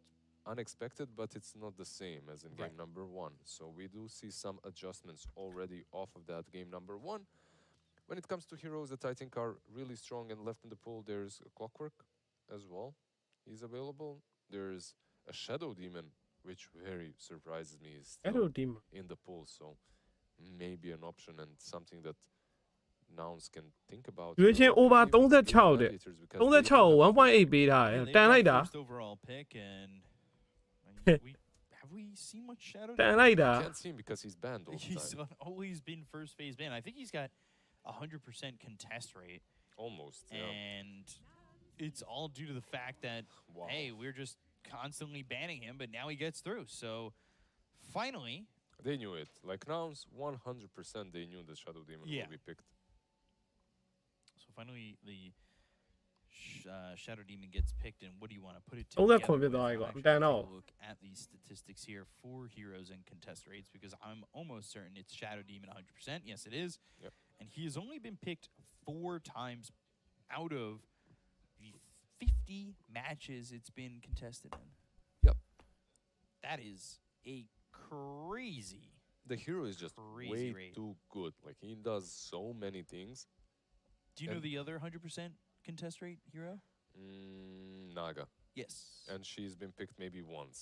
or something. 8 times. 8 times, okay. that's great Yeah, Naga is also... I feel like if I had to choose between the two, I'd probably choose the Shadow Demon. Yeah. And the stats also tell the same story. Like sometimes you can let the Naga go through, but you can't let the Shadow Demon go through. Earth Spirit, for Nouns, this is something they also switch up. Last game, they allowed Gaiman to ban out most of copy heroes, and then we ended up having a Phoenix mid. This time around, they pick his Earth Spirit quite earlier. Yeah, first pick Earth Spirit. It just, when I'm hoping to see something a little bit different, it's a little bit disappointing to just see, okay, we know, like, Copy's hero is Earth Spirit. We see it so many times. Here it is again. Yeah, I mean, sure, you can experiment all you want, but I think Earth Spirit is still very solid for them, and I think that they should continue playing normal Dota, not go crazy and pick whatever. I feel ဝင်ကြည့်ရ that's စိတ်ညစ်နေရ better ပုံ for မှာ their morale to just play Dota, Depression ဝင်နေရယုံ especially နဲ့ on a LAN setting such as this one. You know, you continue improving every day, even through those losses, more so than ever through the losses. So take it. That's how you have to think နောင် about က it. ကောင်တွေကဂျီဂျီတန်းခေါ်မဲ့ပုံနေဟုတ်ပါ Surely you ban. ဒီကောင်တွေကပြုတ်လဲပြုတ်သွားပြီဆိုတော့ Mm. ရားတဲ့လောက်တော့စော့ကြည့်မယ်အခြေအနေမဟန်ဘူးဆိုရင် It's စိတ်လျှော့လိုက်မဲ့ပုံ it's မှာ not ရှိ like တယ်အဲ့ဒီပွဲကမစော့ကြပါနဲ့ It used to be, but I think it's မစော့တာ very ကောင်းပါ solid. တယ် I ရှောင်လိုက် think ပါ there လက် are ရှောင် a လိုက် lot ပါ of heroes that you ဒီလို can ပွဲမျိုးက PTSD with. game 1နောင်းနိုင်တာတော့မှ Because ကြည့်ကောင်းပါ it's game 2က like, အဲ့တော့ strong, game 1ကနောင်းအောင် strong, ရှုံးသွား sort of ပြီ in the strong. နော်ဘာမှမ We ထူး have a တော့ lot ဘူး of သူတို့ issues အတွက် around the- ပြုတ်လဲ most of စူး these စားလဲ are ယူ cool still. So something that အာလီ Nouns ဘိုင်း should တော့ think သူတို့ about စော့လိမ့်မယ် if စော့လို့ Naga gets ခြေ picked နေ by မဟန်ဘူး Gaiman, ဆိုတာနဲ့လက်လျှော့ and မှာ now the Beastmaster away from တစ်ပလေး Gunner, ပေး so ပါ he's ဦး gonna have to dig a ဒီ little ပွဲ bit လက်ရှောင် deeper လိုက် in ပါ the zero pool. ကောင်းဆုံးပဲ Yeah, the ကောင်းဆုံး really ပဲ only offlaner that he's played so far. တပတ်ခါမနှက်ဖြန်နားမှာဒီကောင်တွေတရက်နားမယ်တပတ်ခါကြာမှအမှ play off တွေကြာမှ Other share than တိတ်ရ last game, that was Play the off the first share. game of the event. Yep. So We have one hero that's still left in the pool, by the way, that might be picked up. That's the Tusk. And going for something like Tusk Dark Willow here for Nouns would be solid. They could also go for a Phoenix again, but on fly. And I would like to see some more support Phoenix. I feel like this hero is underrated on all positions. We've seen one offlane Phoenix, we've seen one mid today already, which is crazy. Is it National Phoenix Day or something? But he's getting all the cores when he was almost unpicked. for the first 2 days, right? Yep. And Yeah, we the were duration talking and about it, we were more. like, why aren't we seeing Phoenix? Literally yesterday, you Yeah. asked me who do I think play is off this? ကြရင်အဲ့လို What is The it? Discord Yeah, ထဲမှာ that was getting picked and it was Phoenix, and then အဲ့လို we woke မော up င်း today and we were like, မောင်းအတွက် Yeah. တစ်လေးပါလေး They are ထည့်ပေးရင် listening. လည်းထည့်ပေးမယ် yeah, Yeah, they're man. listening to our Anya, what- conversation. So if you want to check, ခြေနေရပဲ you know, your အာယုံလိုင်းအာယုံလိုင်းအဲ့မှာ tip I mean, လေးတွေ we ရေးပေး were မယ် on air. We are literally were we on air? yeah, we were literally talking into a microphone. နောင်အော်ရင်9သိန်းနဲ့ဟာဘာတော့ဟေးမလုံးတင်ဘူးနော်မလုံးတင်ဘူး in my brain this conversation. no, no. မလုံးတင်ဘူးဟိုကောင်လေးကပြုတ်ပြီးပြုတ်စော်နံပြီးပြုတ်နေပြီဘာလို့ဖို့ထဲ့မှာတော့ Yeah, that's all. We spend time here at the pool, so understand. အိမ်နာကမပြီးနိုင်လို့များလား We got Ember and the Mirana from game, and that Solar Flare together with Sleight of Fist is already Yeah. kind of nice. You have a Amber second Mirana, coupleအဲ့ဒါ of နော် Arrow, တိတ် the Shadow တောင်မှ Flame, Searing မမြင်ရ Shade, တာကြာပြီအဲ့ကွန်ဘို Tiarin Chain Arrow I expected the Dark Willow from Nouns, but Woodwind kind of falls in the similar category when it comes to strong position fours. You could still အဲ့ဒါ make it carry က right. Archimate လာမယ်ထင်တယ် GG Throw- I mean, you could, but I feel like now you need something ဒီကောင်တွေ like အဲ့လိုစော့တတ်တယ် Need Marana Amber big ပြီးရင်တောက်လျှောက်ဖိတယ် forward ပြီးရင် for Archimate EI5 timing on နဲ့ the safe lane, Ali တန်းအန်တာမျိုးတွေ just to enable အခုဆို Luna လည်းတကယ်တည်းရှိတော့ရှိနေသေးတယ်ကွာပူးထဲမှာ Shadow Demon နဲ့ Or if တွဲ you wanna go crazy, Anya, like Luna these two လည်းရှိတော့ heroes ရှိ they တယ် picked are really bad against Meepo, so if you really want to pick it, ဟောမီးပိုကြံသေးရဲ့နော် here's your chance. I think if you want to take this game away from game, and it's an နော option. င်က It's a good one. တေမထူးနေမထူးမီးပိုကြီးနဲ့တက်ရိုက်သွားရင် Which has been a Miposhka It's a big special. boy, တော့ရှိရဲ့နော် and it's a brawler. Hits you hard with that suitcase. မီး It's ပို really ရှိ strong in သေး the တယ် lane. ဒီအချိန်မှာပစ်လို့ရတယ်မီးပိုကဘာလို့လဲဆိုတော့ Shadow Demon Marana မီးပိုဘာမှလုပ်လို့မရဘူး No But, AoE like versus Mirana that comes to a lane with a starfall or an arrow, you just အန်ပါလဲ survive ဟို Mirana, ဟာမီးပိုကို but, ကြောက်ရတဲ့တဲမှာပါတယ် overall it's really good. I like the Elder Titan a lot. As a hero concept, it's one of my favorite heroes. ပန်ကိုတဲ့ Just over to the Pango, and this is Old school Ah, combo, the Meebo right? are a banger, Pango, man. not combo. Wait, this is actually an offlane Pango then, right? yeah. I was so here's my unless. Mhm. My unless is stupid, so just you could totally. Can I guess? Can I guess and you Yeah. tell me? You're expecting Elder Titan to be the support core and Earth Spirit to be a support. Yeah. Yeah? Huh? Yeah. I knew it. Not gonna happen, but I knew it. That's all I had. I mean, I guess. I'm sorry I took it away from you. No. It's fine. But I Whatever. can see it. Like if you wanted to go cray, you put that Elder Titan on the offlane. You know, Yeah. you stack a lot for him. He goes for some phase Mask of Madness build that we Go are to seeing. top through the gate or something Aghanim's- like that. I see one problem with it. Sure. Like you're playing an Elder Titan as a core into a Shadow Demon, and that purge is kind of a problem. So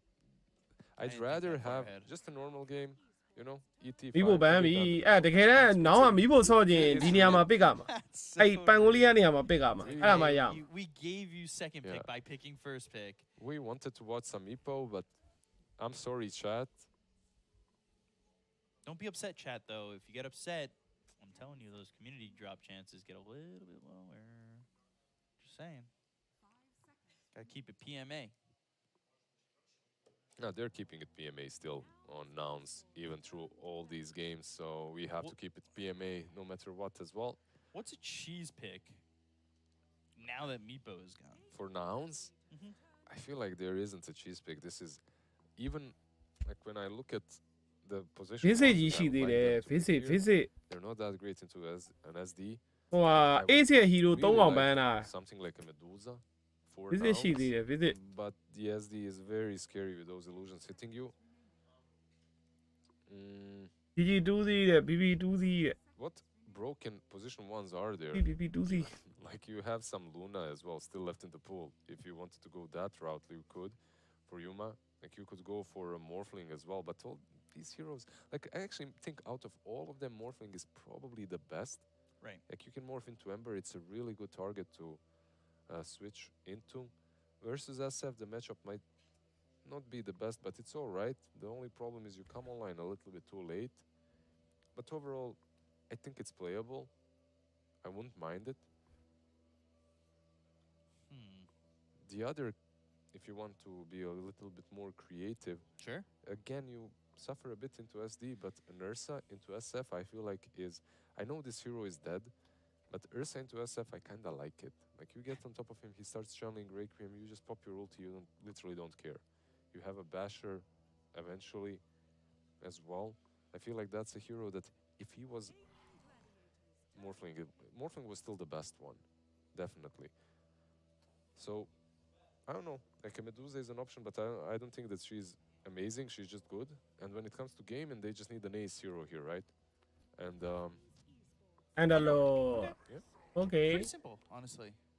The Ember is fun. I Fight. think. We Ace haven't really ကို seen ဟို much ပိုက် Ember. တွေ We အစော just ကြီး see ဆက်တဲ့ waves ကောင်တွေ that ပဲပစ် really အခုလည်း Andalo ကြီးပစ် arrow. But now we get that. So, you know, we've seen in the past, like, we've talked about it. ကဲဘာ Mirana's carry not ထွက်လာမ bad, လဲ he comes over mid and does အ that. ဆာဝါရီယာ Just out of line. That being said, we've seen it come over and အိုးဟိုးကွက်တီပဲကျန်ရှောက်ပြောလိုက်တယ် we get the Ursa. အဆာဝါရီယာလို့ကျုံးပြီတကယ် Yeah. I'll give you a pod champ. It's like... ကေဘာ I ကောင်း feel လား this- တဲ့ဒီပွဲကလက်ရှောင်စေခြင်းနဲ့တကယ်ပြောတာ They definitely did, and I'm probably sure their ears are... အောင်းကောင်လေးမျက်ရည်တောင်ဝဲနေ That ပြီ wasn't that loud. Come on. Yeah, it's a good Ursa pick. Like not only into an SF. Now Game that 2 နောက်အ they ပိုင်း picked ပဲတဲ့ Underlord, ဟုတ် it လို့ makes လာ even တဲ့ more sense to go for Ursa. ဟုတ်လို့ I လာ feel like it's လို့ a hero that can take over a game versus an နောက် SF. ပိုင်းပဲဟုတ်ပါမလား But my fear is that they can No. play a little bit faster. Like in general, they play a little bit faster than Nouns. နောက်ပိုင်းပဲ from ဟုတ် what ပါ I've မ seen လား through all of their games. But overall, I think that Ursa was the pick. In any different meta, this would have been a no-brainer, where Ursa was actually a strong hero. But currently, he's not feeling that great. Like he's a bit too slow. But let's see. I think that it can really work. ဝေးရစိုးကြီးပြက်ရင်ပြက်နော်အာသာတောင်ဝိုင်းရင်တော့ကျမ်းမှာဆိုပေမဲ့ကိုယ်စိတ်ထင်ကအစိုးကြီးပြက်မယ်လို့တောင်ထင်နေလားလို့အဲ့အမ်ဘာမရာနာရှုပ်တာနဲ့ကျန်တို့ဖီအိုက်တန်နှစ်ကွက်လောက်နဲ့တာဝါကြီးပတ်ချိုးနေမှာနဲ့ကိုအဲ့လိုနည်းနည်းမြင်ရအောင်နဲ့အာသာဝင်ချရင်အန်ဒါလော့ရဲ့အဓိကရှယ်ရိုဒီမွန်ပါနေတော့အာစာကြီးကနည်းနည်းရောင်းမယ်ထင်တယ်နော်မြုပ်တာဒီမွန်နဲ့ပတ်တီအာစာခုတ်ခွင့်ရအောင်ပန်ဂိုလီးယားရိုလင်တော့ရှိတယ်ပဲလေအားလီတောင်အံ့မထင်မော့ဖ်ကပုံမကောင်းလားမော့ဖ်ကဘန်းခံတာရတယ်နောက်ဆုံးဘန်းသွားတယ်မီးပုံနဲ့မော့ဖ်နဲ့ဘန်းလိုက်တာအဲ့တော့အာစာပဲကျန်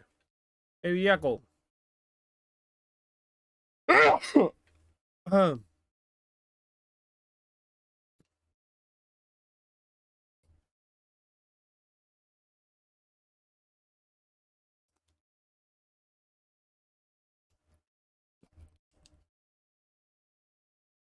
မပဲပွဲပြင်နေခေါ်ယူခေါ်ရအောင်နဲ့ဟာ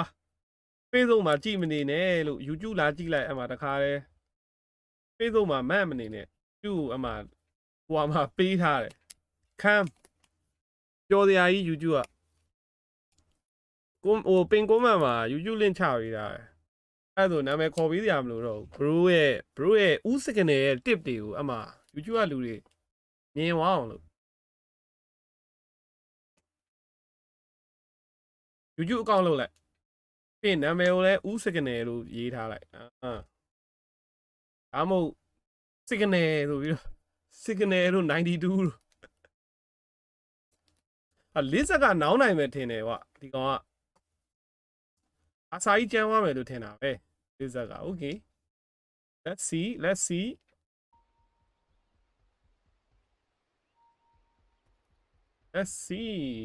ဘာလို့အဲ့အာစာရောင်းမယ်လို့တော့ထင်တာတခုရှိတာ aspect ကလည်းဝင်လုံးတဲ့ကောင်ကွာပန်ကွန်ကလည်းဝင်လုံးတဲ့ကောင်အာစာကလည်းဝင်လုံးတဲ့ကောင်အဲ့တော့၃ကောင်ပြိုင်ပြီးလုံးရင်ရှေးတို့ဒီမို့လဲကဲရခတ်မယ်ထင်တယ်ပြန်ပြီးစဉ်းစားကြည့်တော့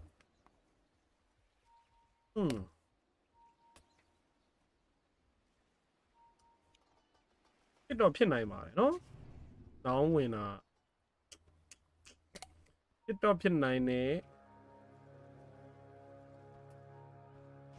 ပြုတ်လိုက်ပြီ arrow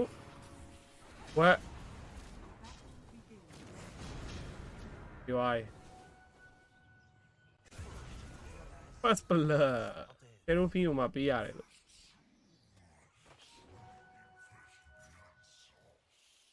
ဝေလူနေတဲ့လူတွေနောင်းပိုင်တော့ဟာနောင်းကြိုက်တဲ့လူတွေများလာ E လားနောင်းကြိုက်တဲ့လူတွေဘာလို့အဲ့လောက်များနေရလဲမနေကိုပြောပြပါလေဟာ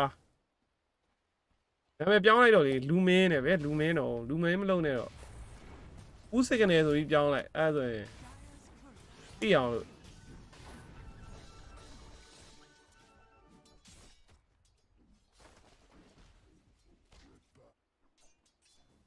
ဝေးလိုက်ဆွေးမှာလူမင်းနဲ့လာကြည့်နေဟာ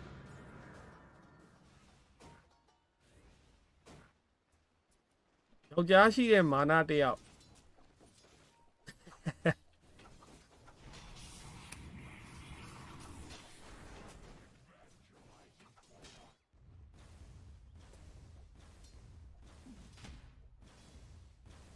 ကိုရဲ့အမ်ဘာတော့မတွေ့ရကြပြီနော်ဟုတ်တယ်မအဲ့ကောင်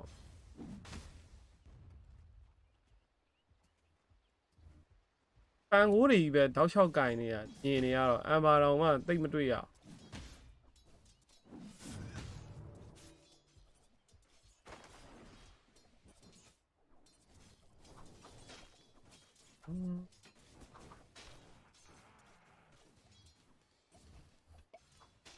900k တန်နောင်းတော့တဲ့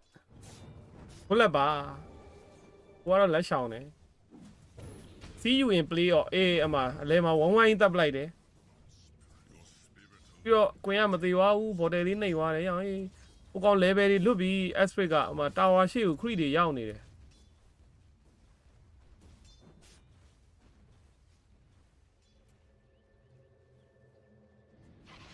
level တွေတော်တော်လွတ်သွားပြီ aspect ကတေတဲ့တေသွားတယ် solo experience လည်း amber ကိုပေးလိုက်ရတယ်ဟော amber ဟိုမှာ Roma ထက်ရမယ်တင်တယ် Roma မရဘူးက Roma ရအတူတူနဲ့လည်းလုံလောက်ပါတယ်တော့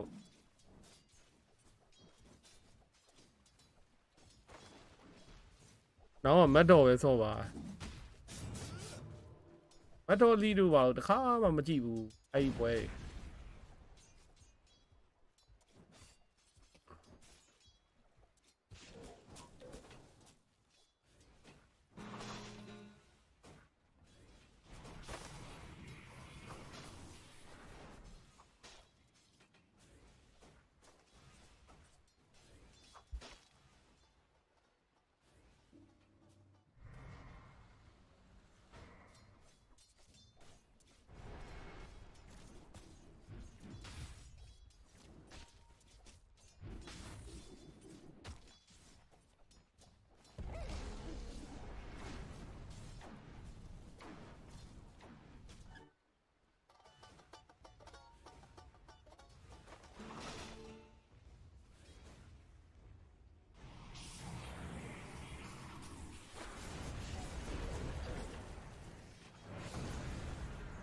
ပေးပြန်ပြီနောက်တော့ point တစ်ခုအော်အဲ့တစ်ခုထင်သေးလောက်လေ၄ခုဆိုရင်သေးလောက်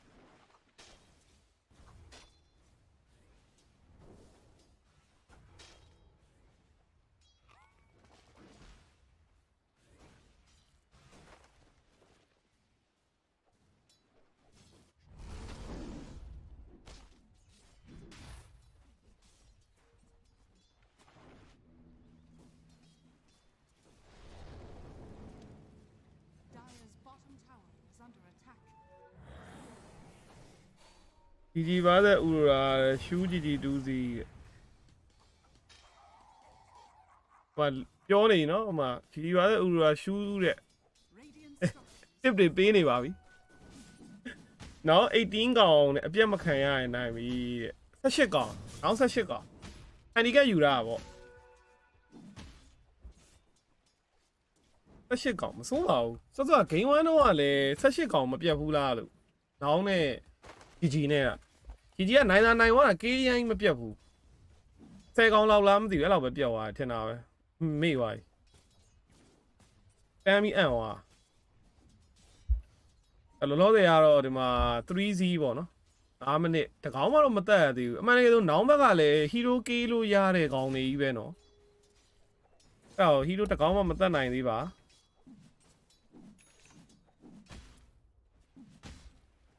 မှာဟူဝင်နေ era titan position 5ကအာလီပိုင်းအဲ့လိုဒါပေမဲ့တော်တော်ထွက်တယ်ထဲမှာပါတယ်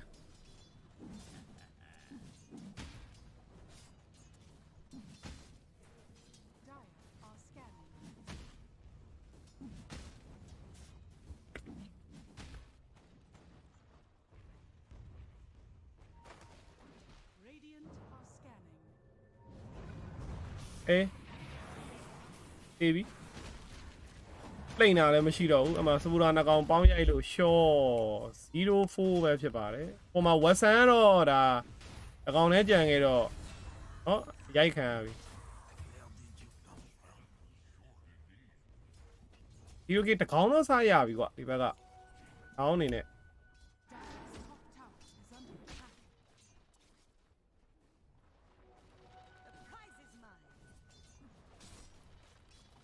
ကိုးကောင်ပဲပြတ်သွားတာတဲ့။ကြားမအပြာချောင်းနဲ့ကြားမအပြာချောင်းကကြားမအပြာချောင်းကဘာပါလဲ။ကြားမအပြာချောင်းအော် arrow ပြည့်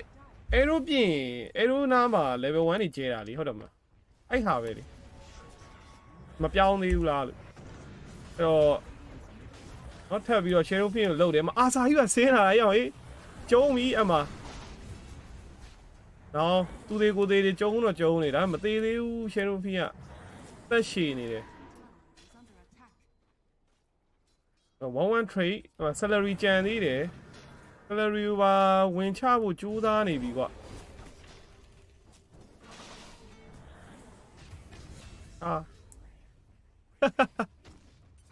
အာဆာဒေဝကီဟဲ့ပန်ကိုပါပေးလိုက်ရတယ်ဒီမှာနောက်ဆုံးမရာနာကြီးကြာလာပြီ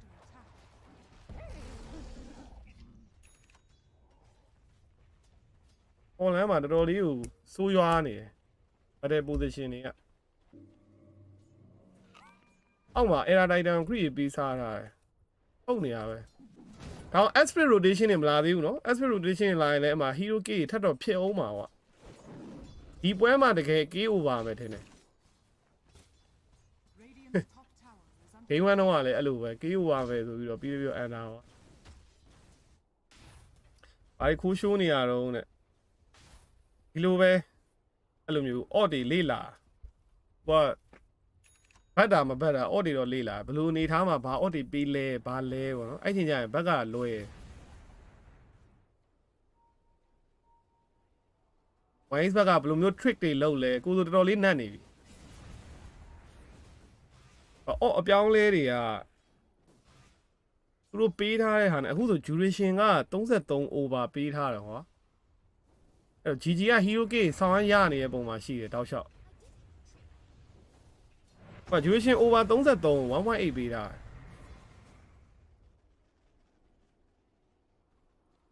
ဟိုထင်တော့ထဲတင်လားလို့အဲ့ဒါ33မိနစ်ကတော့ over လောက်တယ်နော်ကိုလူတွေခု34ဖြစ်သွားပြီထဲ့ချင်အဲ့ထဲ့ကြအောင်းပြောတာအပေးတယ်မဟီရိုကေဆွရနေတယ်ဆိုတဲ့အနေထားမရသေးဘူးဟိုမှာလာပြီးတော့ထောင်းသွားပြီဖလိုင်းကပန်ဟိုလီကအလုံးလုံးလို့မရသေးဘူးကွာအဲ့ဝက်ဆန်နောက်တစ်ချက်အသေးတယ်ဟိုမှာ CRN chain နဲ့ amber လာပြီး rotation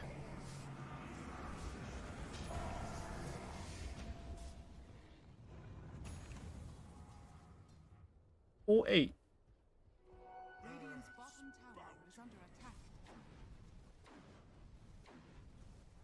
အော်မိကတခါတဲ့အုံနောက်ထပြက်တဲ့နေသလားတော့ထင်ရတယ်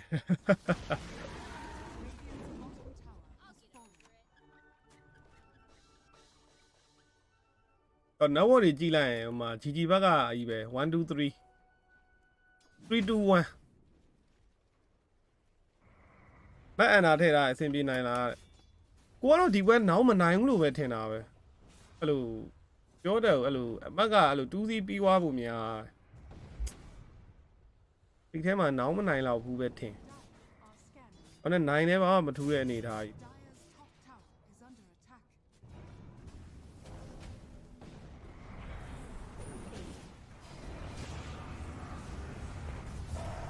ရှော့သွားပြန်ပြီလေမ aspect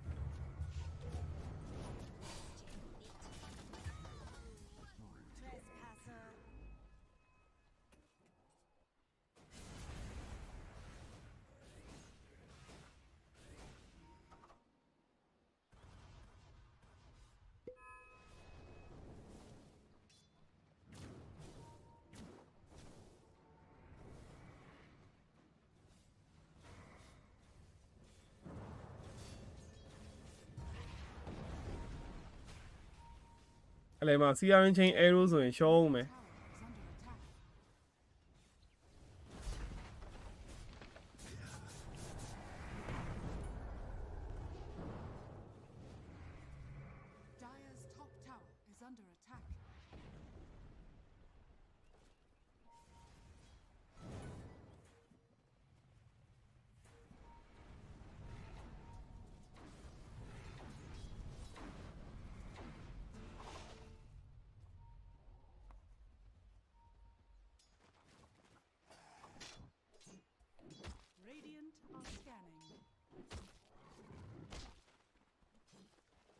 ယူမတော့ Fury သွားတော့သိပြီလား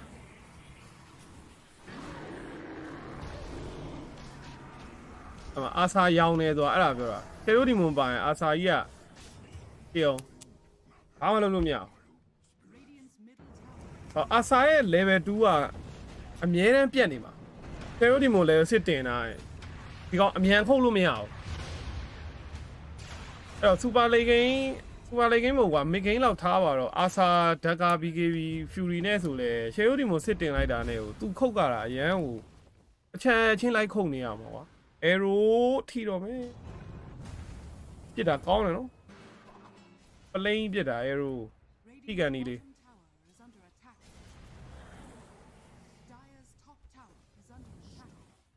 SNY နေပါထည့်လိုက်မှတော့ရအာစာ BKB မထည့်ပဲနဲ့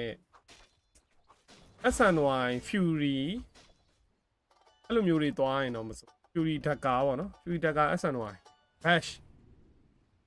အဲ့လိုထည့်မှရအောင်ဆယ်လုံးစီမို့စစ်စောစောပြတ်မှရအောင်သူ့ကောင်းပေါ့ကွာ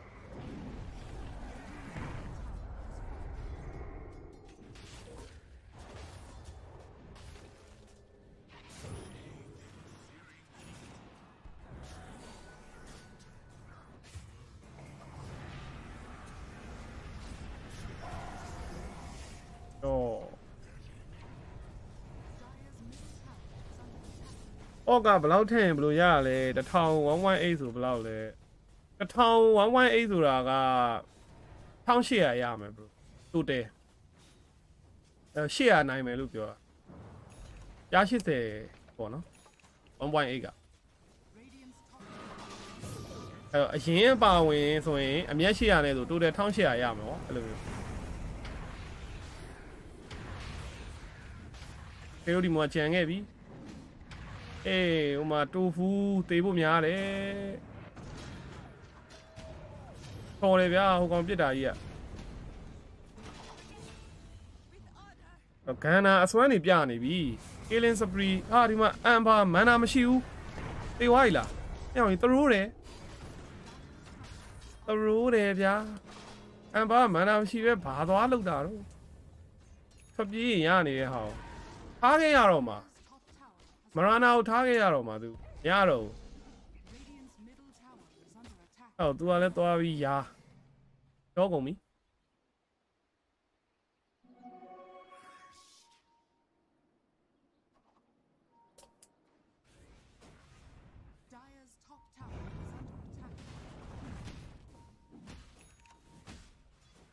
အစာ Fury တဲ့14မိနစ်မှာမစိုးတော့မစိုးဒီကောင် item တော့ထွက်လာပြီဖမ်းမိ item တစ်ခုပွဲကအရင်ပြတ်မနေတော့ဘူးလန့်နေပြီ18ကောင်မပြည့်ရှယ်ယိုဒီမိုစစ်ကဘာဖြစ်တာလဲရှယ်ယိုဒီမိုစစ်ကသူက buff တွေကိုတောက်လျှောက်ဖြတ်တာဟိုဟာDeficit ရှိနေတဲ့အချိန်အတွင်းအကုန်ဘာ buff မှတင်လို့မရဥမာ force set တွေလည်းတွန်းမေးလို့မရဥမာ nullifier ကွာသိလား nullifier တင်ခံတာအဲ့ level 6ကအဲ့လိုမျိုးအဲ့တော့ Asa ရဲ့ level 2က buff ထဲမှာပါတယ်နောက်ဒီ Era Titan level 2ရောပဲအဲ့ကောင်တွေက buff တွေကွာအဲ့ buff တွေနဲ့ကျန်းတဲ့ကောင်တွေက shell ဒီမှာပါရင်မကျန်းဘူးအဲ့ကြောင့်စောစောကပန်တယ်မှာလေးဇက်ကပြောတာ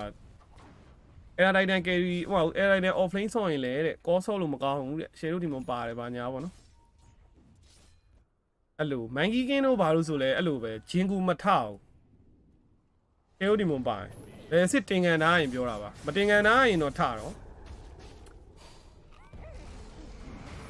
ဘာပွဲကြံသေးလဲတဲ့အပွဲကြံသေးလဲဆိုတော့ဘယ်မသိသေးဘူး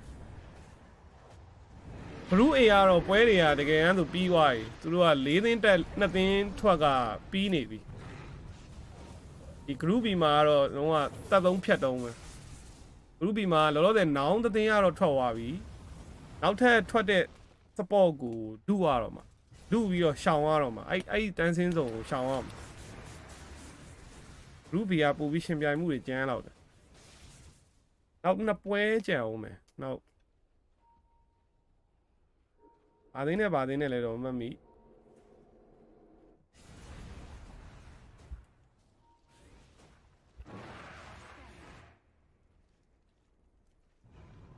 လီဘော်တင်နာကြီးသွားနေကြတာပဲအမ်ဘာလဲလီဘော်တင်နာသွားဖို့ပြင်နေတယ်ဟိုကောင်လဲလီဘော်တင်နာကြီးနဲ့ဗာလဲအန်နာလော်ကြီးကလဲအာဆာကိုလီဘော်တွေဝိုင်းတင်မဲ့အနေထားမှာရှိတယ်နော်တေယိုလီမိုစစ်တဲ့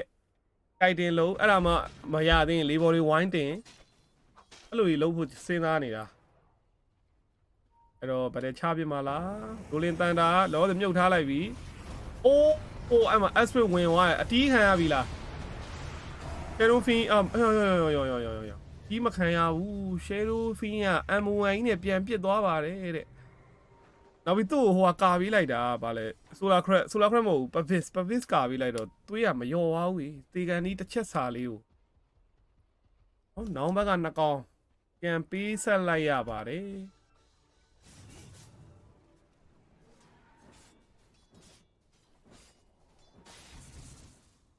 ဆိုင်နဲ့မဆွဲလိုက်ဘူးဟော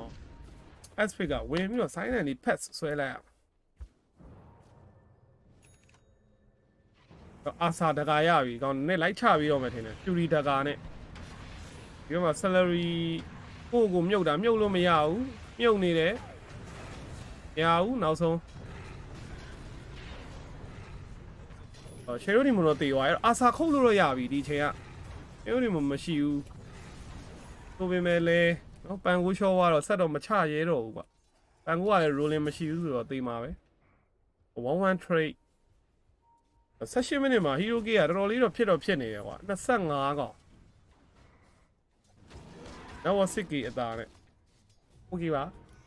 နောက်မှဒီဝက်နိုင်ရှုံးထွက်ပြီလားတဲ့ဟုတ်ပါနောက်ကရှုံးဟိုကထွက်နေပြီနောက်ကပြောရမယ်ဆိုရင်နိုင်လည်းမထူးတော့ဘူးဒီဝက်ဝင်ဘာပြမလဲ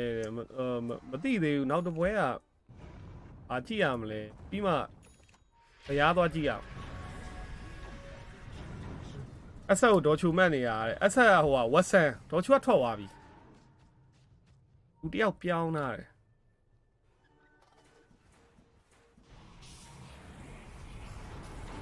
သူခွဲဒီကနေ့ချက်ရှောပါတယ်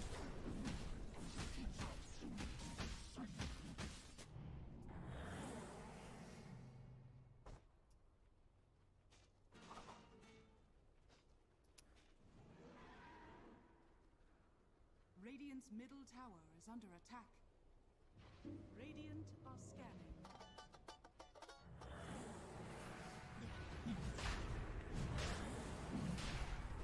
ကိုရှန်လုပ်ပြီဗျာသွားတားစရာအားရင်မရှိဘူးဟိုဘက်မှာ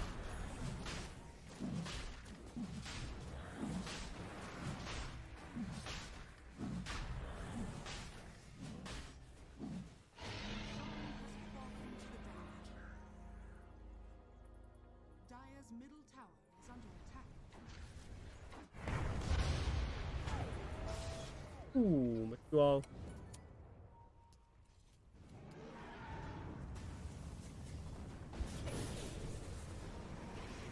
ကျော်ကွက်တီအမသေးပြီလားလို့အမကော်ပီကထွက်သွားနိုင်သေးတယ်ထွက်သွားနိုင်သေးတယ် aspect တော့မသေးပါဘူးပန်ကိုကဂျားထဲမှာလိမ့်ပြီးတော့တော့သွားပြီပြောရလဲ flying တကောင်အမ်ဘာလည်းပြန်ရထားတယ်မစိုးလို့မစိုးဘူးလောလောဆယ်နေထားထိကတော့1-1 trade ပဲပလိုင်းသာလွတ်သွားရင်တော့လုံးဝ1-1 trade ပဲပေါ့နော်ဒါပေမဲ့ ace တောက်လျှောက်လိုက်တော့လိုက်နေတယ်ပြီလောက်လားပြီတယ်ကွာ Facebook ကြီးနဲ့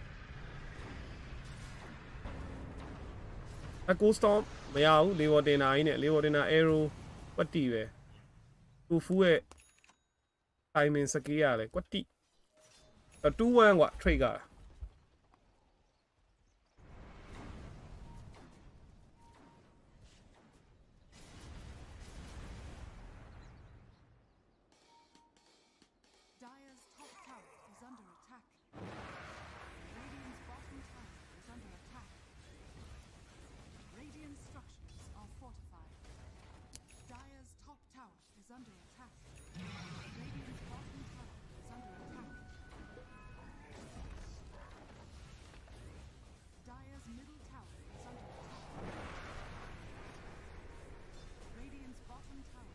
ဟေရိုဖီကသွေး2800စမနိတ်တင်ပေးထားတယ်ဟေရိုဒီမ level 2อ่ะเนาะဒီကောင်အဲ့ဒါယူထားတာပဲသွေးတက်တဲ့ဟာကိုလူကိုတင်သွေးတက်တယ်သူများကိုတင်သွေးရော့တယ်ဟိုတူတဲသွေးရော့တာဗောနော်အဲ့ဟာတင်ထားတာပဲအဲ့မိုက်တော့မိုက်တယ် အဲရိုပင်းကိုတင်ပေးလိုက်တာသူ2800ဖြစ်သွားကဲပဲ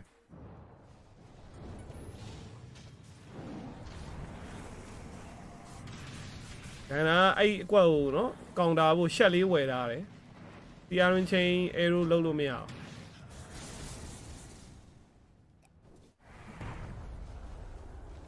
Press 39တောင်နဲ့ over လောက်တော့ဘူးကြီးဆိုတဲ့အသင်းကကြည့်အောင်တာဝါတွေကြီးပဲဆွတ်ချိုးနေ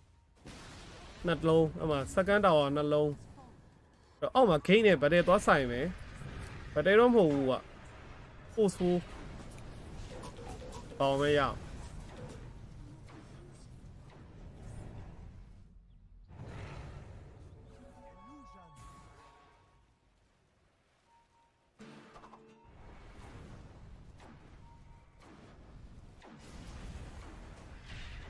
ဖြောက်လိုက်တယ်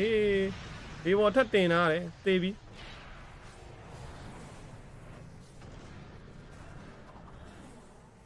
တေးသေးဘူးမတေးသေးဘူးဓာတ်ကပြည့်တော့မယ်ဓာတ်ကပြည့်တော့မယ်တေးပြီတော့မရမကောက်လိုက်တတ်တာနော် rolling မရှိတော့ပြေးမလို့ဘူးဖြစ်နေဒီပို့စွမ်းချီနေကောင်းတယ်လေ bro အဲ့ကောင်အစိုးရကဝက်ဆန်အစိုးရကကောင်းတယ်အဲ့ကောင်အခုជីជីမှလည်းတော့လုံနေရပဲဒီကောင်ယုံပေးနိုင်ပါတယ်တော့ချိုးလို့ကစားပေါက်တော့မဟုတ်တော့ဘူးဒီကောင်အဖြန်းမဟုတ်ဒီကောင်လုံးဝအထောင်ဆော့တာဝက်ဆန်တော့ချိုးတော့ကတော့ဟိုကောင်အဖြန်းဘက်တရီပါလိုက်ချပေးတာမျိုးရှိတယ်ကွာជីជីကစားပေါက်9မိနစ်ဆိုလို့ရှိရင်အဲ့လိုcarry အစ rotation တွေလောက်တာမျိုးရှိတယ်အခု Watson ကတော့သူ Shadow Fee နဲ့ gate ထဲကဝင်ပြီးသွားတာပါညာမတွေ့လိုက်ရအောင်သူ့ကိုပဲလောက်တာမျိုးတွေရှိတယ်ဗောနော်သူကသွားပြီးလောက်တာမျိုးတွေတော့မတွေ့ရအောင်သိဒီကောင်တော့ Famine နဲ့ Legain carry ဘက်ကိုပိုဦးစားပေးတယ် Watson ကချိုးနေတော့ကအဲ့လို fighting team fight ပုံစံလိုမျိုးဦးစားပေးတာဟောတူတော့မတူဘူးပေါ့နော်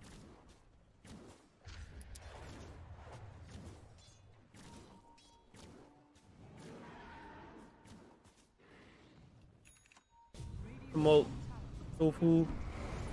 အဲ့တော့ဂိမ်းနဲ့ထွက်လာပြီအမှအကုန်ပြေးပဲဒီကောင်တွေကချမယ်ဆိုလဲချတာမဟုတ်ဘူးအဲ့တော့မရာနာကိုသွားဆရတယ်အမှဂိမ်းနဲ့ထွက်လာတော့အကုန်ခွေးပြေးဝက်ပြေးတွေပြေးအမှလေးဘော်တွေတင်ခံရပြီ DKB PP ဒါမဲ့ရှင်းဖီးပြစ်ချက်တွေဘလို့မှမခံနိုင်ဘူးလောက်တောင်မလောက်ဘူးဆိုတာအဲ့ဒါပဲ33 over တော့မဖြစ်တော့ဘူးကြီးဆော့နေတဲ့ပုံစံကြီး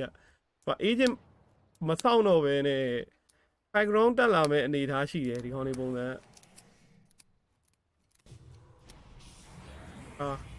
အခုလည်းသေးပြန်ပြီ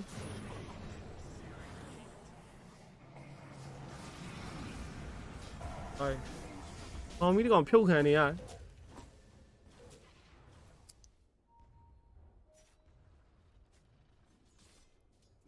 အန်နာလောကအပြာချောင်းသွားရတယ်ဝေါအပြာချောင်းကတခုကောင်းတာလေဒီလိုမျိုးဆောင်းတာနေဒီကောင်ရဲ့အဲ့ gate ချလိုက်တဲ့နေရာမှာ तू ကဟို root queen ထွက်လာတာကွာပေးအောင်မန်လေးစီထွက်လာအဲ့တော့အဲ့လှမ်းဖမ်းလို့ရဂလိုပဲ cat ring ကွာအဲ့တော့ gate ကြီးချပြီးတော့လမ်း root ချုပ်လို့ရတယ်ကွာအဖမ်းအဆီးတော့တော်တော်ကောင်းတယ်အဲ့အပြာချောင်းကအခုလိုမျိုးနိုင်နေတဲ့အချိန်ဆိုတော့ပူတော်ကောင်းသေးတယ်ဝေးလမ်းဖမ်း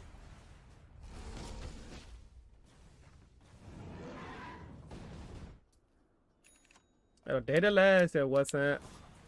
လောက်ဘူးမှာတော်ပြီ aspect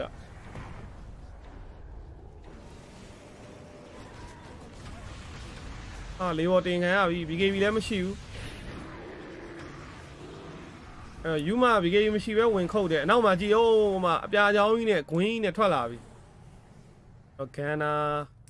ရိုလင်းသနာမရှိတော့သူ့ဘွားနောက်ကခရီးသွားရှင်းမှုတော့လုံ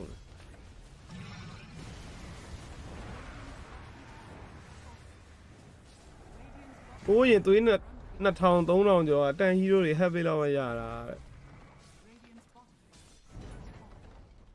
မိခေရောအဖျန်းလားအထောင်လားမိခေကဂျားနေ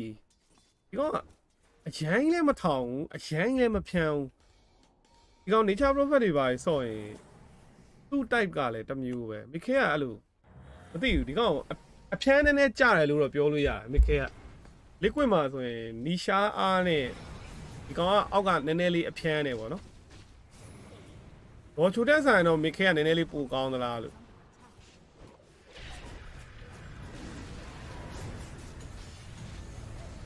ဟာရောင်ကြီးမလောက်ဘူးရှယ်ရိုးပြီးပြစ်ချက်တွေအကုန်လုံးပြစ်နေပြီအာစာကြီး BKB နဲ့ဘယ်သူခုတ်မှာလဲအကုန်လုံးလေးဘော်တွေတင်းနေတာသူ့မှာခွေးယူယူဖြစ်လို့GG coin လဲခေါ်လိုက်ပါတော့ကွာရိုလင်တန်နာဒါပေမဲ့သူရိုလင်တန်နာရှိတဲ့အချိန်မှာအာစာ BKB မရှိတော့ဘူးအဲ့တော့ဘလို့မှဝင်ခုံလို့မရဘူးလေးဘော်တွေဝိုင်းတင်မှာ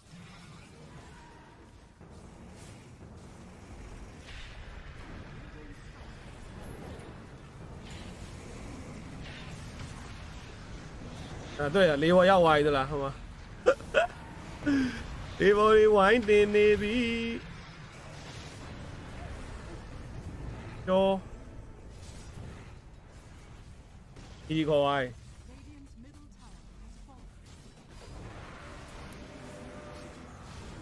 挤挤吧，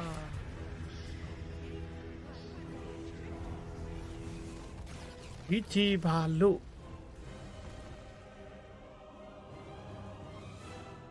တော့နောက်ပွဲကနောက်တော့ထွက်သွားပြီနောက်တစ်ပွဲကဘာကြံအောင်မလဲ GG Aurora ရှိမယ် Liquid တယ်လွန်ရှိမယ် Liquid တယ်လွန်ကလည်းတကယ်တမ်းကြည့်မကောင်းလားလို့တယ်လွန်ကပြုတ်နေပြီ Liquid ကလည်းတက်ပြီးသားအဲ့တော့အဲ့ပွဲကြီးသွားကြည့်ရတဲ့ဆိုင်အဲ့ GG ပွဲပဲဆက်ကြည့်တာကောင်းမှတယ် Aurora နဲ့ GG နဲ့ဒီကောင်တွေကဒီပြုတ်တဲ့ support ကိုရှောင်နေတာအဲ့တော့အဲ့ပွဲတွေကပို့ပြီးတော့ကြည်ကောင်းဒီကာနဲ့ T-Sprint နဲ့လည်းဒီမှာကြံအောင်မယ်တော့အမှတ်တွေကမသိမ်းမရင်းလေးတွေသိမ်းမရင်းလေးတွေယူအဲ့တော့ဘယ်သူပြုတ်သွားမလဲဆိုတာပြောလို့မရသေးတဲ့အနေအထားတွေပေါ့နော်အဲ့တော့ okay ဒီချီနဲ့နောင်းတဲ့ပွဲမှာပြန်တက်လာခဲ့ပါမယ်အားလုံးပဲ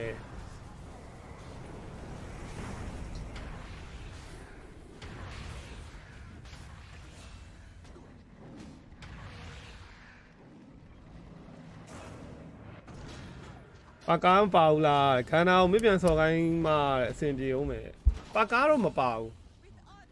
ပါကားတော့မပါဘူး Okay see you in GG and Aurora bye bye screen တွေကနေရာတိုင်းမှာရှိတယ်မင်းသူတို့နဲ့အတူရှိချင်တာဘာမှမဆိုဖြစ်နိုင်ပါလေscreen တွေကအမှန်တရားကိုစောင့်ထိုးပါဘူးပြီးတော့သူတို့ကမင်းကိုဘဝနှစ်ခုတစ်ပြိုင်နက်တည်းအသက်ရှင်ဖို့ခွင့်ရေးပေးတယ်မင်းကိုယ်တိုင်နဲ့မင်းရဲ့ hero တွေသူတို့ဘလို့ချန်ပီယံဖြစ်လာလဲဆိုတာကြည့်လိုက်ပါပြီးတော့သူတို့နဲ့အတူအနိုင်ယူလိုက်ပါနိုင်ငံတကာဆုရှင်များ OG